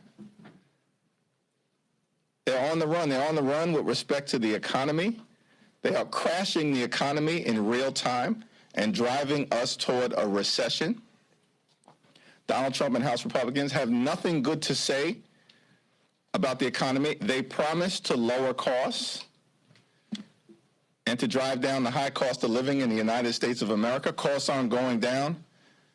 They're going up. House Republicans haven't passed a single bill that has anything to do with lowering the high cost of living in the United States of America. Not a single bill, no executive order, no administrative action coming from this administration. They're crashing the economy in real time, driving us toward a recession. Donald Trump and Republicans are on the run with respect to the economy. They're on the run with respect to health care. They want to enact the largest cut to Medicaid in American history. It's deeply unpopular, which is why they have been ordered not to hold town hall meetings. All right, folks, we actually streamed all of that, so you could check that out on the Black Star Network. It was a photograph that captured a generation in one frame. 177 hip-hop legends and the cultural legacy still unfolding 25 years later. On September 29th, 1998, legendary artist Gordon Parks Jr. shot what many call the most iconic photo in hip-hop history, a living mosaic of MCs, DJs, dancers, producers, and pioneers standing shoulder to shoulder on 126th Street in Harlem, just steps from where jazz legends once gathered for a great day in Harlem. The author, filmmaker, music, and culture critic Nelson George wants to turn that day into a documentary, and he's leading a crowdfund effort to do so. Here is a look.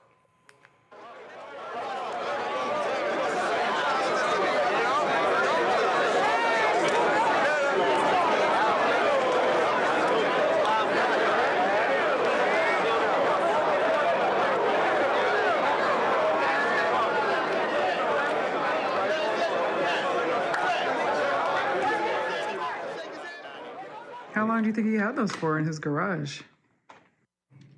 We haven't looked at these, opened these up in, God knows, 30 years maybe.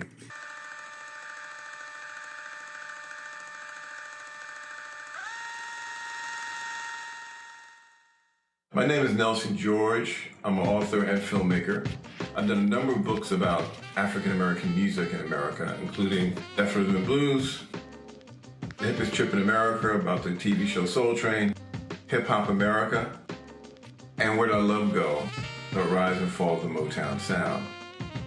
In addition to that, I've done a number of documentaries over the years that have focused on African-American achievements in America, including Say Hey Willie Mays about the great baseball legend, and Thriller 40 about the making of Michael Jackson's landmark album. Now I'm embarking on a long overdue project, which is to document the making of this incredible photograph that was shot by Gordon Parks.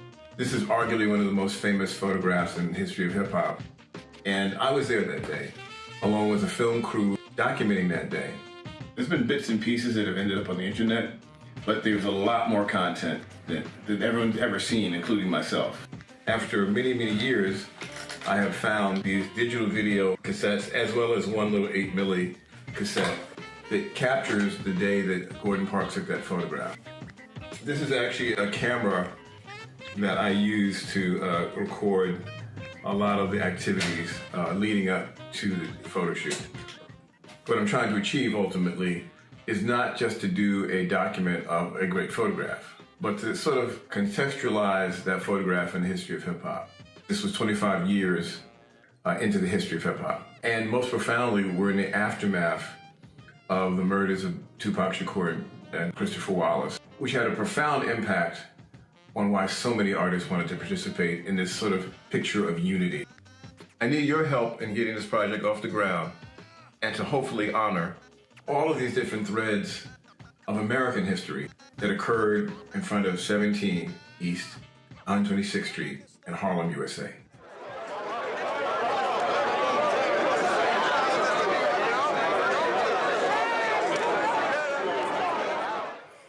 Well, those of us who shoot lots of video, Nelson, seeing you going through those mini DV tapes, trust me, I know that experience very well, trying to digitize that stuff.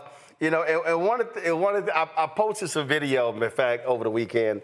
Normally today I'll be playing in George Lopez's celebrity golf tournament. This is the first time in 17 years he hasn't had it. I first played in 2023. You know, it's funny because I posted some stuff on my Instagram page, and folks are like, I remember all the dudes like, man, you always shooting stuff. You always got that damn camera. In one of the videos, Chris Tucker's complaining, and I'm like, yeah. And y'all always the ones 10, 15 years later saying, yo, man, I wish I can get some of that. And so just talk about, okay, were you just shooting just to shoot, or was it a project you were trying to do and just abandoned? Well, it's more or less, I was at that point where I really was interested in being a director. I had done my first kind of short film about a year before that in '97. I said, okay, I'm a journalist by training. Okay, how do I make this transition? And then a woman named Leslie Pitts, who was my publicist at the time, said that she was helping organize a photo shoot of rappers on the same street in the same building in front of that the Great Day in Harlem photograph was taken with the jazz musicians. And I said, well, that's That sounds fantastic. So I went to XXL Magazine, who were organizing the photo, and said, look, I don't have no paper, but I'm willing to hire a crew of shooters to document the day for you. And so along with, I think it was me and two other film crews, we had a little 8mm camera. So I had the intention of trying to make something of it. I think what's interesting, Roland, is the context. This was 98, right? Like I said, Biggie and Tupac had died the 2 years before. The narrative around hip hop was very much about East Coast, West Coast rivalry, violence, and what the footage reveals is the brotherhood that truly existed among people in hip hop. And in fact, the murders had galvanized. There were people. Jermaine Dupri was there from Atlanta. Luther Campbell was there from Miami. Who was Mac 10 and a bunch of people from LA were in town. They all came to Harlem to be part of this photograph because they knew the narrative around their culture had been hijacked, and they wanted to correct it. And so that's why they were there, and that was part of what the film documents, is this remarkable day of brotherhood, which is almost like the Million Man March of hip hop. You know, I was having a conversation with someone, and we were just talking about, both of us are journalists, we were just talking about, I go back to, so my TV One show started on Washington Watch, that was 2009. And so now, you're talking about, so that's 16 years.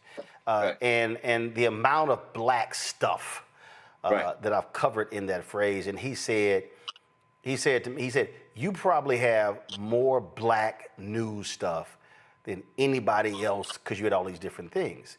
Right. And the thing that people don't understand is that stuff like this, mainstream has no interest in.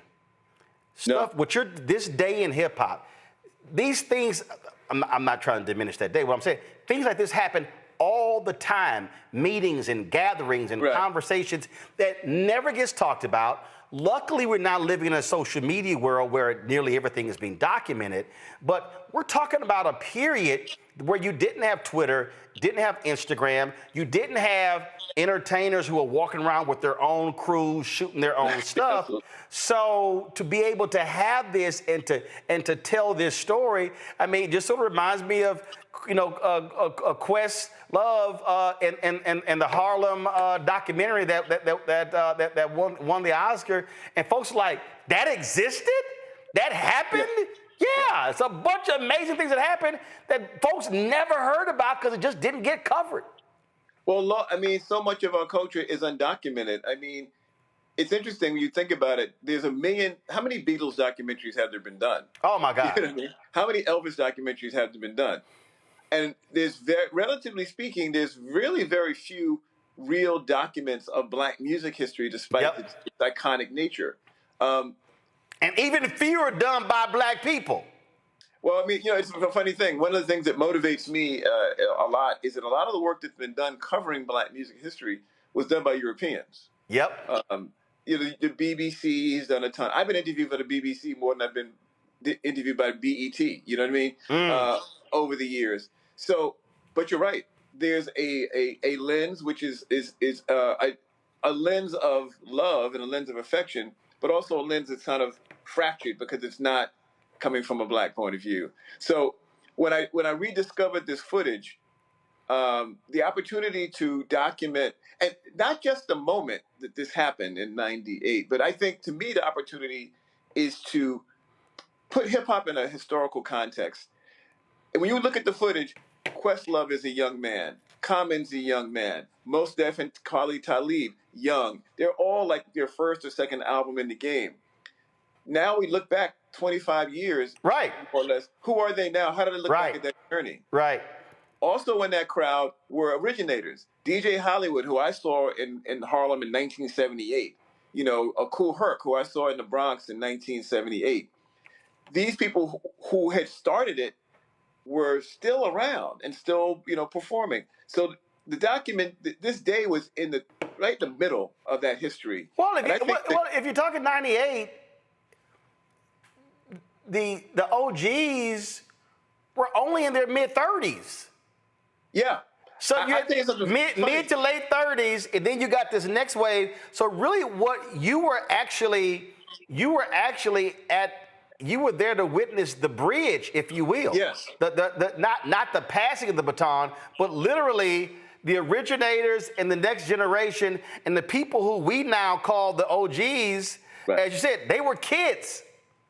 I'll tell you a funny thing. The funniest moment in the whole thing is trying to organize 177 MCs, dancers, to get organized was a mess. I mean, Gordon Parks was not having it. The person who was most effective in organizing the group turned out to be Kool Herc, who is generally acknowledged as the originator of hip hop from 1973. So the fact is that he, at that point, had such respect within the group. Right.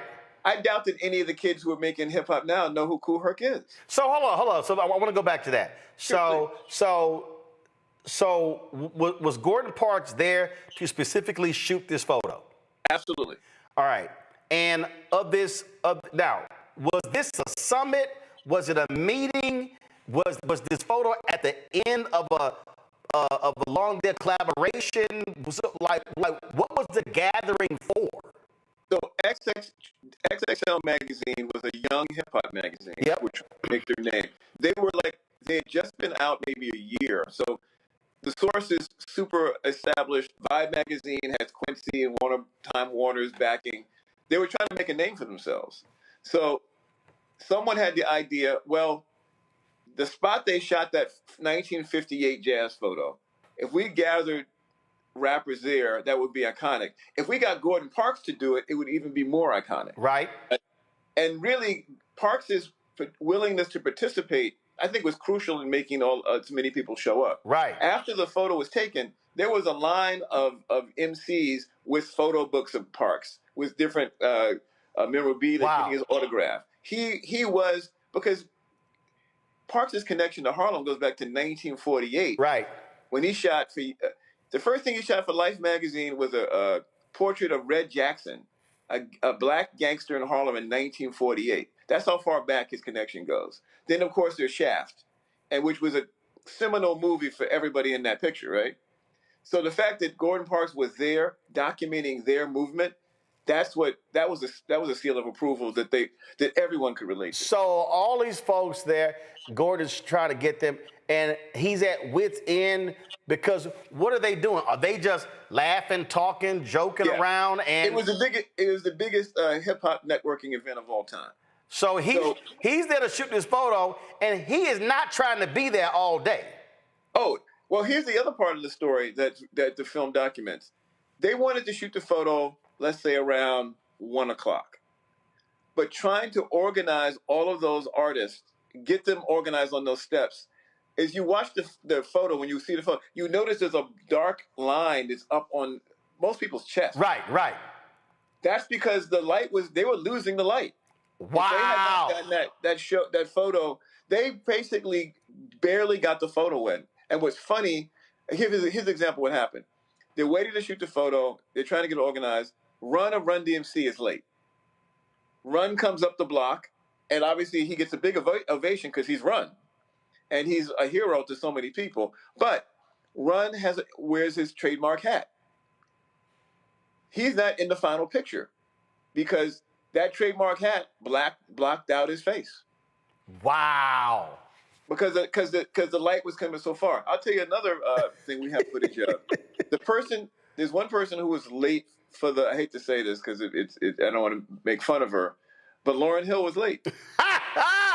Okay, go ahead. And so the organizers are trying to wait until she arrives, but she comes just after the last photo's taken. And so she drives up in a red car, driven by Rohan Marley, actually. And, she missed it. See, first of all, this is also why I love backstories because it's stuff that you never even know about. So you want to do, so you're purposely choosing to crowdfund. Right. Your goal is to raise 85. Right now, go ahead. Yeah. My goal is to raise as much as I can. I don't necessarily think we'll get that number, but No. Hold on. No. See, Nelson. I'm wrong, huh? No, Nelson. Hold up, bro. Nelson, you don't quite understand this show. Okay. First of all, we don't say that. Okay. I love that. No, Nelson, we don't say that. On March 4th, when we covered that night, Tiffany Lofton said we're trying to get these Florida A&M students to this conference. And I said, how many students? She said 35. I said, okay, you sit over there and you tell me how much y'all need to raise. She came back, said need to raise $49,000. We raised $84,000 that night. Wow. So no. So you're trying to raise, somebody on the YouTube chat said, tell them, Roland. All right. So your goal, it says flexible goal. You're trying to raise $85,000. Is this to get it started? It'll do a number of things. Number one, this summer we want to shoot a ton of interviews. We want to shoot people who were there. We want to get Fat Joe. Okay. We want to get Q-Tip. We want to get Slick Rick. So what do you need? So to do that, what do you need? I need money. I know that, but what I'm saying is, do you need crews? Do you need like what? No, I mean I have an editor. I pretty much know in terms of executing that. I'm ready to go. It's just a matter of, booking talent and editorial, because we have all of this great art. We have 7 hours of archival footage. Got it. But going through all of that, organizing it, and then getting the new footage, that's going to take time. Got it. So your interviews, let's talk about your interviews. So what, are you straight with camera gear? Are you straight with all of that? Are you trying to... I mean, I'm open to hearing from we're going to shoot in New York and Los Angeles. Okay. So I'm open to see DP's reels. That's going to be key. Who's going to shoot the interviews for us? Obviously, in terms of crewing, looking for sound people. So yeah, I mean, I'm open to hear people sending me their resume. See, hold on. See, Nelson. The only reason I'm saying this here, Nelson, right there, we got 7 cinematic cameras. I'm only going through this here because what you're trying to raise. Because we're sitting in a 5,800 square foot studio 2 blocks from the White House. And so you're doing this crowd fund. And so that's why I'm curious to know how you're trying to build it out. So you're going to be shooting New York, LA. You're trying to do these interviews this summer. How many interviews are you trying to target to do? Oh, I think at least 20 to 25. Got it. And so, and obviously artists who were there that day. And also people who were, like, for example, one of the people we're going to interview is a guy named O'Neal McKnight, who is Andre Harrell's cousin. Got it. The late Andre Harrell's cousin, who's one of the people who snuck into the photo. So he snuck into not the photo shoot, in the photo. Oh, he's in the photo. Yeah, he's standing. You can see his head popping up in the back. So I mean, so that's part of the story. People who got there and snuck in.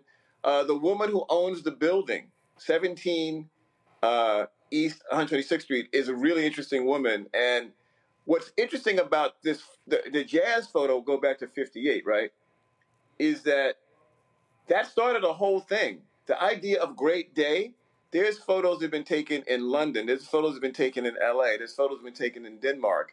That tradition of the Great Day that started on that block has continued on. In fact, Bill Clinton, when he moved that office to Harlem back after he left the presidency. Well, actually, just after the Republicans refused to fund the office in Manhattan, then he chose Harlem. Go ahead.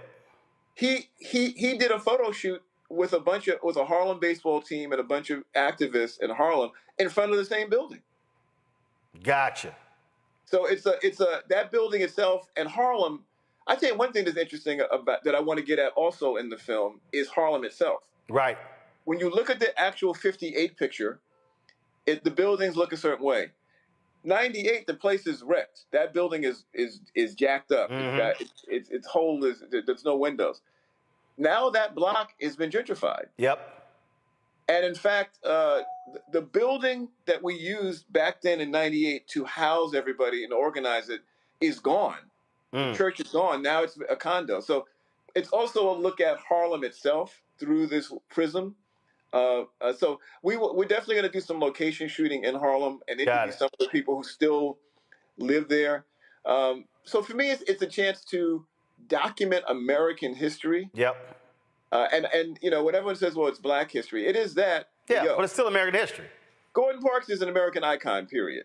Indeed. Questions from our panel. Ome Congo, you're first. It's an honor to talk to you. I'm a big fan. I teach global hip hop and resistance, and so we're always watching work. Yeah, up at American University, and so I'm hoping you'll come down to our campus and screen it once it's ready. My question to you is your documentary going to look at anything relating to the artists who were in the picture who are no longer with us?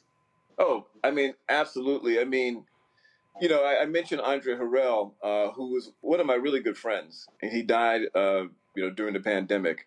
So Andre, I mean, Angie Stone just recently passed. Big L. There's a number of people. Yes, that's going to be. In fact, I think we'll probably end up dedicating the film to all of those fallen soldiers. Yeah, absolutely. Julian. Nelson, good to see you. Thanks so much for your work and for documenting hip hop. What would you say has been the enduring factor of hip hop? I mean, when it first came in, I thought it was going to go away. Being a bit older than that generation, I'm like, oh, this is just a fad. But it has endured. Why has it endured why has it endured? I think there's two things. One is the flexibility of the medium. Hip hop is it's like a all-purpose thing. You can rhyme with a Japanese accent. You can rhyme with a German accent. You can the very medium of talking and rhythm over beat travels around the globe. So I think that's part of it. And it's very adaptable, so that what is a good flow when Rakim did it, what is a good flow when Ice Cube did it, now it's a completely different rhythm. So, but it's still basically, the essence is talking over a beat and rhythm and rhyme. The other is the entrepreneurship part. This is one of the only mediums that really young Black people who weren't, in fact, poor kids all over the globe, not just Black kids in America, have been able to embrace this and use this as a vehicle for self-expression and to make money. I love R&B. That's where I come from. I'm a soul kid. But R&B did not generate Black billionaires and millionaires in the same way that hip-hop has. So the entrepreneurship and the trickle down of that, I mean, I'll give you a good example. I mean, I started out as I'm a journalist. Hip-hop allowed me to make movies. I've worked in Hollywood because of hip-hop. I made a lot of documentaries because of hip-hop. I've written books because of hip-hop. So it's been something that we've been able to monetize, and it almost and generated industry out of it that has employed thousands of young Black people. Also, I will say this here. I do believe that what R&B did, what Sam Cooke in publishing, James Brown owning restaurants and things along those lines. I always look at what one generation did that set the next one up.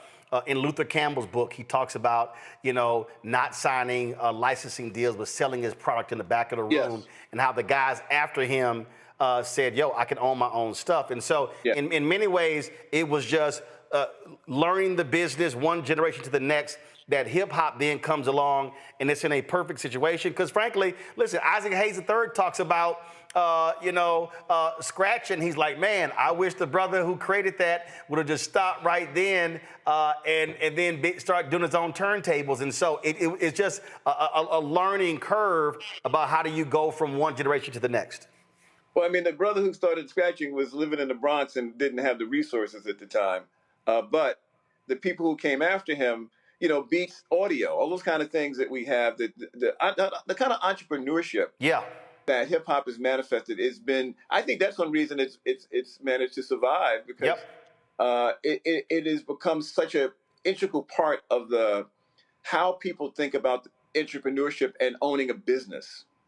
It's just, it's been a huge, I've never heard the idea of CEO became like a catchphrase in the culture. Mm-hmm. Indeed. Folks, this is so if y'all go to Indiegogo, so I want everybody who's watching right now to go to Indiegogo, INDIEGOGO. want you to type in A Great Day in Hip Hop, the film. A Great Day in Hip Hop, the film. And so already they've raised the $85,000. They've raised 23% of the $85,000 goal, $19,940. In the next 24 hours, I want to see that at least double. And so if y'all want to see this film made, Nelson, once it's done, where do you plan to show it? Do you plan to, I mean, do you want to be on, you know, a streaming service? Do you want to be on a black-owned platform? You know, are you already thinking that, or your focus right now? Let me just get the interviews in a can. No, I'm thinking about it a lot. I want to take it to festivals first. I want this to travel around, whether it's I don't know, Sundance Con. I want to play that, and then I want to see what is the best opportunity. Is a streamer really the best deal? Got it. Because one of the reasons I actually wanted to start this was crowdfunding, was that quite honestly, you look at what's going on. There's been a shrinkage in the marketplace. Yep. Netflix, Amazon, they're not spending that money the way they used to. Especially on docs. Absolutely. Especially things that are not necessarily driven by youth IP, so or big brands. So I feel like controlling this, because as you manifest on your show, there's so many different ways to monetize these days that didn't exist before. Yep. So I'm going to be open to see what's available. Number one is to make it and then show it to people, take it around, and then see where we go, as opposed to making a commitment. Yep. The old model of playing a film festival and selling it to a streamer is just now one of many ways to monetize. Indeed, indeed. So folks, go back to my iPad, Henry. So you see here, y'all, it's called Pick Your Perk. They have different perks here. And so for $15, film credit, $30, a digital color image, Nelson George mixtape Zine, $50, digital download of the film, $75, talk music with Nelson, a group conversation, not a one-on-one, a 30-minute Zoom, $150, lunch and site visit with Nelson, $750. I would actually raise it to $1,500, but that's just me, Nelson. I'm just saying, that's just me. I would raise it. That'd be a little higher. Lunch and a site visit. In fact, I would push that to $2,500 and only do 10. That's what I would do. But that's just me. But for y'all, I want y'all to go to Indiegogo, A Great Day in Hip Hop, the film, Nelson George. And again, I'm going to check back in 24 hours. We're going to show this on the tomorrow show at this time. And I want to see that number at least want this to be doubled. I wanted to see at least 40,000. So y'all check it out. Nelson, always great to see you. Good Roland, thank you so much, my brother. I appreciate it. Good luck with this, and can't wait. And again, any way we can help, like I say, if y'all shooting DC. Oh yes, we'll be calling you. Like I said, we ain't got to ask nobody, because we control it 24 hours a day, 7 days a week. Love it. Thank you, appreciate it. Thank you for the community. Thanks a bunch. Appreciate it. All right, y'all. Quick break, and then we're gonna have our Fit Live Win segment. Man, these folks in Atlanta, they going crazy running this hill. It's now blown up crazy. We're gonna show y'all. We're gonna talk to them next, right here, Roland Martin Unfiltered on the Black Star Network.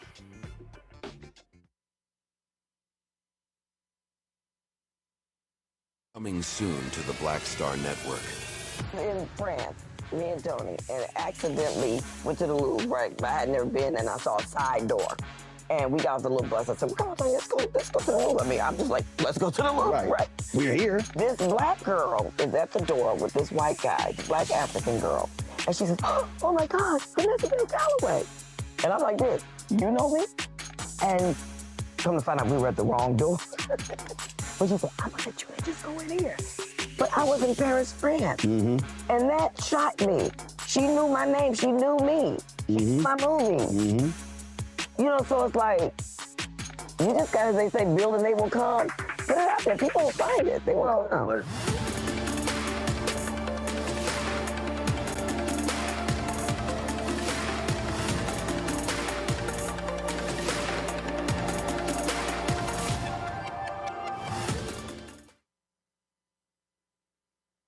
Hatred on the streets, a horrific scene, a white nationalist rally that descended into deadly violence.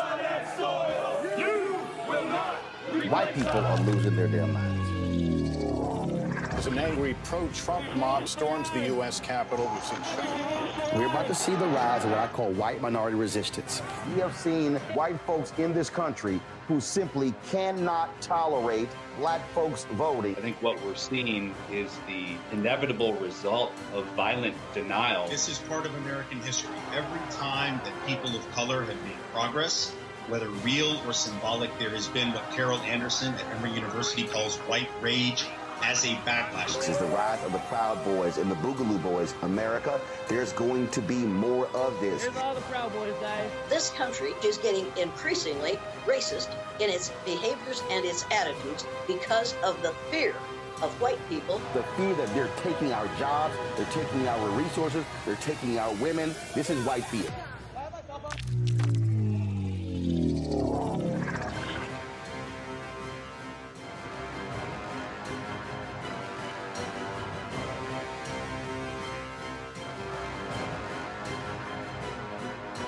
Hey, what's up, y'all? I'm Devon Franklin. It is always a pleasure to be in the house. You are watching Roland Martin Unfiltered. Stay right here.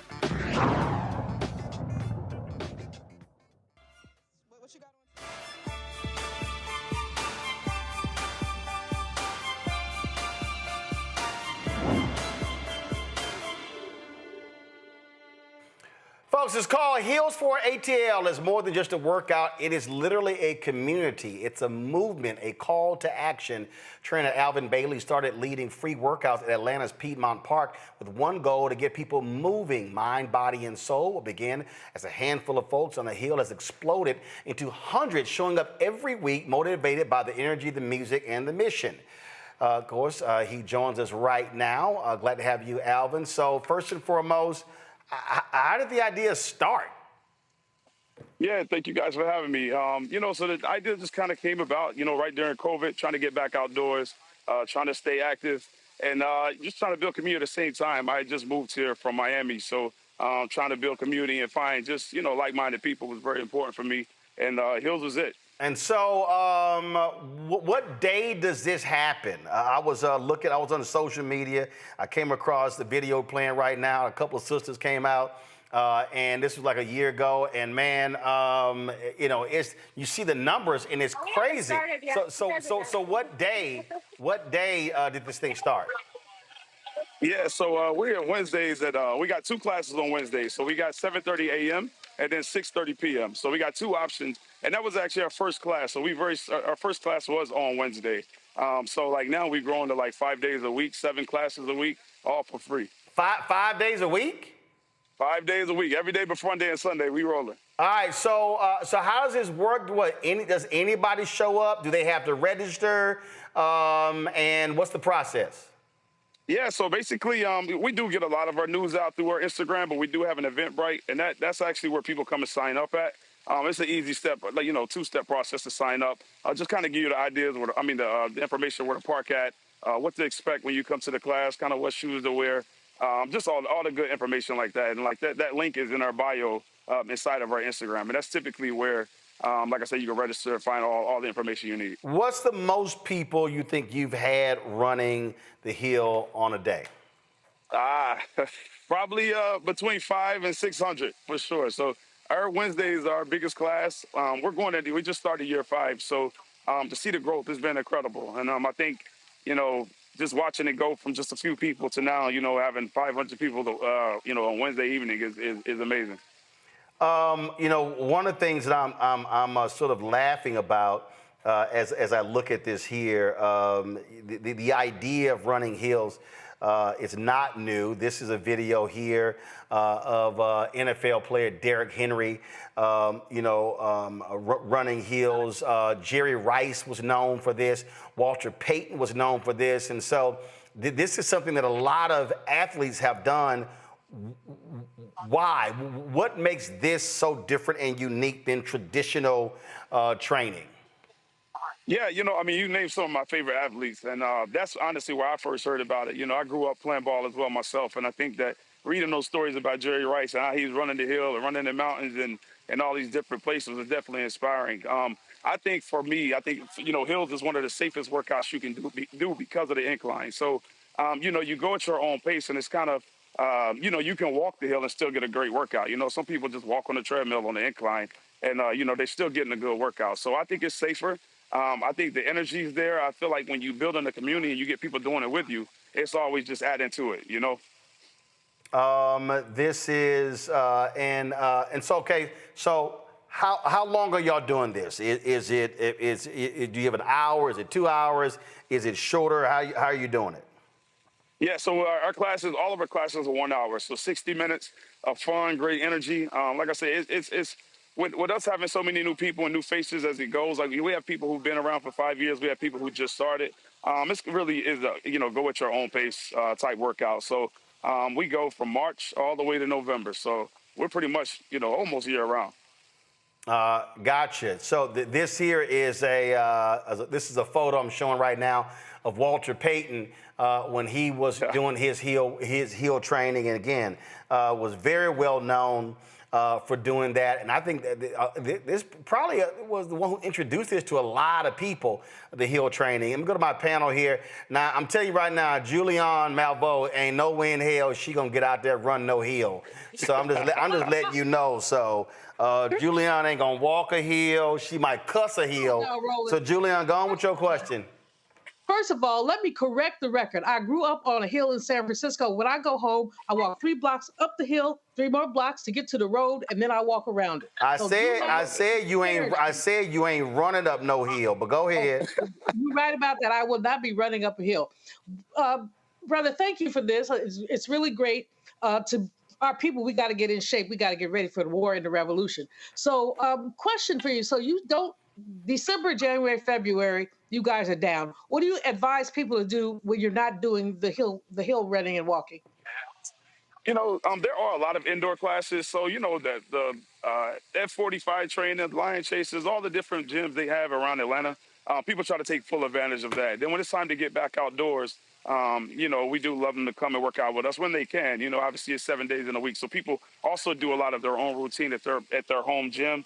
And then we're just kind of our outdoor gym, So people we encourage everybody to definitely stay active. And when they come back, they're always like, oh, I can tell we've been off for a minute. Thank you. Again, this is a little bit more video of Walter Payton. His heel looked a hell of a lot different than one y'all run. Looked like he was running a damn landfill. Yeah. Oh, McCongo, go ahead. Oh, this is so amazing. I really appreciate what you're doing. It's great to see. I wonder if you're seeing any spillover effects into the community when you all are just out and about. Are people forming communities outside of this community, especially in this time where so much negativity is going on? Has this been a source of positivity outside of the class time? Yeah, that's been one of the best parts, honestly, and I think that's the most rewarding factor for me. I think when you're walking down the Beltline and you see people from Hills just hanging out, that they met at Hills. Even myself, I've met some of my best friends at Hills. So that says a lot about our community, and I feel like kind of meeting people in a space where, they're trying to get better and just trying to do something productive. I just feel like those relationships are meaningful, and there's nothing against, meet people out at the nightclub or whatever. But I think it says something when you meet people in a space where you're trying to get better. And I think that's how those relationships form and they stick. So do you go to when you travel, do you go to other places looking for hills? I do. So I started Hills because that was my routine. On Wednesdays I ran Hills. On Mondays, like where we are right now, this is our steps class, and so a few of our folks here, they're getting a little bit of extra credit. But we basically any hill I can find, it's always been a fun. I have to switch it up.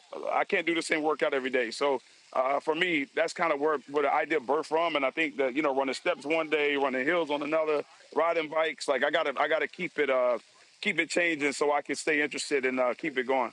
Well, I found this video of Jerry Rice running some hills, and that's pretty damn scenic where he was running. So that's in Southern California, but it certainly is a huge workout. If folk want more information, where do they go? Yeah, the best way is the Instagram. It's just Hills for ATL. It's HILLS, the number 4, ATL. And we're growing, and we're hoping that we can keep it going around the country, even outside the country. So we on the move, and hopefully we can get to Houston and the Dallases, the New Yorks, the DCs, all around. So I play golf, so I ain't got a problem walking hills. I done walked many a hilly golf course, but running is yep. In fact, I played the last 3 days and walked all 3 rounds. So that's a different deal, and trust me, it is no joke. So last question: what do you advise people to do before they get up there? Because some folk think they used to be athletes. And they don't realize the older you get, you're going to have to do some damn stretching. I keep my massage gun in my backpack. So you got to loosen some stuff up before you decide to get your ass out there and think you Jerry Rice, Walter Payton, Derrick Henry running them hills. Absolutely, absolutely. The prep is very important, and I think even getting to class, 10 to 15 minutes early, doing your own little stretch, and then when we do start, let's say if class starts at 6:30, our first 10 to 12 minutes is all warm up. So we're gonna make sure you're good and loose. But I take it y'all got some emergency people standing by. Yeah, absolutely. That's the great thing about our community. We have so many first responders and people that come out to work out as well. So, and honestly, people, they're like, wow, what is going on over there? And they, at Piedmont Park, we have a presence. We have all of our workouts. We have a presence there. So, that's the fun part. We want to keep everybody safe. That's most important. There you go. So, Julian, you good. So you going out there. They got the first responders waiting on you, Julian. So well, you ain't right. You ain't right. You ain't right, but I ain't lying. I take help wherever it comes from. All right, then. Well, Alvin, congratulations. Continued success. I really appreciate it. Thank you all for having me. I appreciate it. Thanks a lot. Folks, we're going to close the show out remembering a couple of great legends. One of them, professional golfer Jim Dent, huge trailblazer. What's so amazing, I was on a golf course Saturday, and I was talking to a brother, retired 2-star general. We were talking about black golfers, and I mentioned, I was trying to remember players who on the senior tour, and I mentioned Jim Dent, and I literally go to my phone and realize that he died Friday. Longtime PGA Champions Tour pro. He started where many black golfers did, working as a caddy at Augusta National. He carried clubs for the greats. He was 6 feet 2 inches tall, 225 pounds, and he could stroke the ball. He was a long hitter, also very precise, but it wasn't just his power that made him famous. He turned that talent into a 40-year professional career, making his name on the PGA Tour and dominating the PGA Champions Tour. That's the senior tour where he won 12 times. He was more than a golfer. He was proof that you could break barriers and rewrite your own story with skill, determination. Jim Dent died Friday in his hometown of Augusta, Georgia. He was 85 years old. Folks, last week, Clarence Smith passed away. Clarence Smith was the co-founder of Essence Magazine. It was a group of black men who launched Essence Magazine, and it was Clarence Smith who many credit as being the rock among those leaders. He was someone who very much was a strong voice, driving the business perspective of Essence, partnering with others as well. He died at the age of 92 years old. Remember, 1970, the mainstream media, where they were ignoring African-American women, they launched this revolutionary magazine celebrating the beauty, power, and intellect of black women over 5 decades, turning into a cultural institution. He also convinced luxury brands like Chanel and Cadillac to advertise in Essence, creating what is now known as the black women's market, unlocking billions in economic recognition. After leaving Essence, he went on to launch several companies, a travel company as well. Clarence O. Smith, co-founder of Essence Magazine, now an ancestor at the age of 92. Omakongo and Julian, I appreciate y'all being on today's show. Thank you so very much. Appreciate it. Thank you to all of you watching the show as well, supporting us. If y'all want to support the work that we do, join our Bring the Funk fan club. The goal is to get 20,000 of our fans annually contributing at least $50 each. If you can't do that, we'll totally understand. If you can do more, great as well. We purposely do not charge a subscription fee because we want the content widely available to as many people as possible. We're on our YouTube channel, our Black Star Network app. We podcast the audio from the show as well. We break the segment into clips. We share it on all social media platforms. And so it's all about being able to push news and information out, not gossip, not a bunch of mess. We don't care about no housewives show.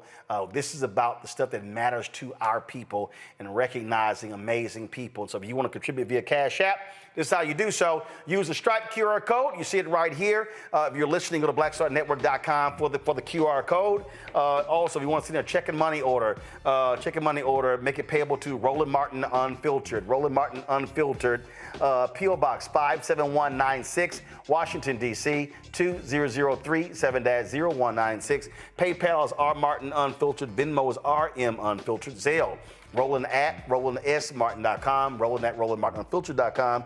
Download the Black Star Network app, Apple phone, Android phone, Apple TV, Android TV, Roku, Amazon Fire TV, Xbox One, Samsung Smart TV. Be sure to get a copy of my book, White Fear, The Browning of America is Making White Folks Lose Their Minds, available at bookstores nationwide. Get the audio version I read on Audible, which you can also do, of course. You can also get our swag, Roland Martin Unfiltered, the Black Star Network swag. You see our new shirts there. Go to rolandmartin.creator-spring.com, rolandmartin.creator-spring.com. The QR code is there as well. Or go to blackstarnetwork.com.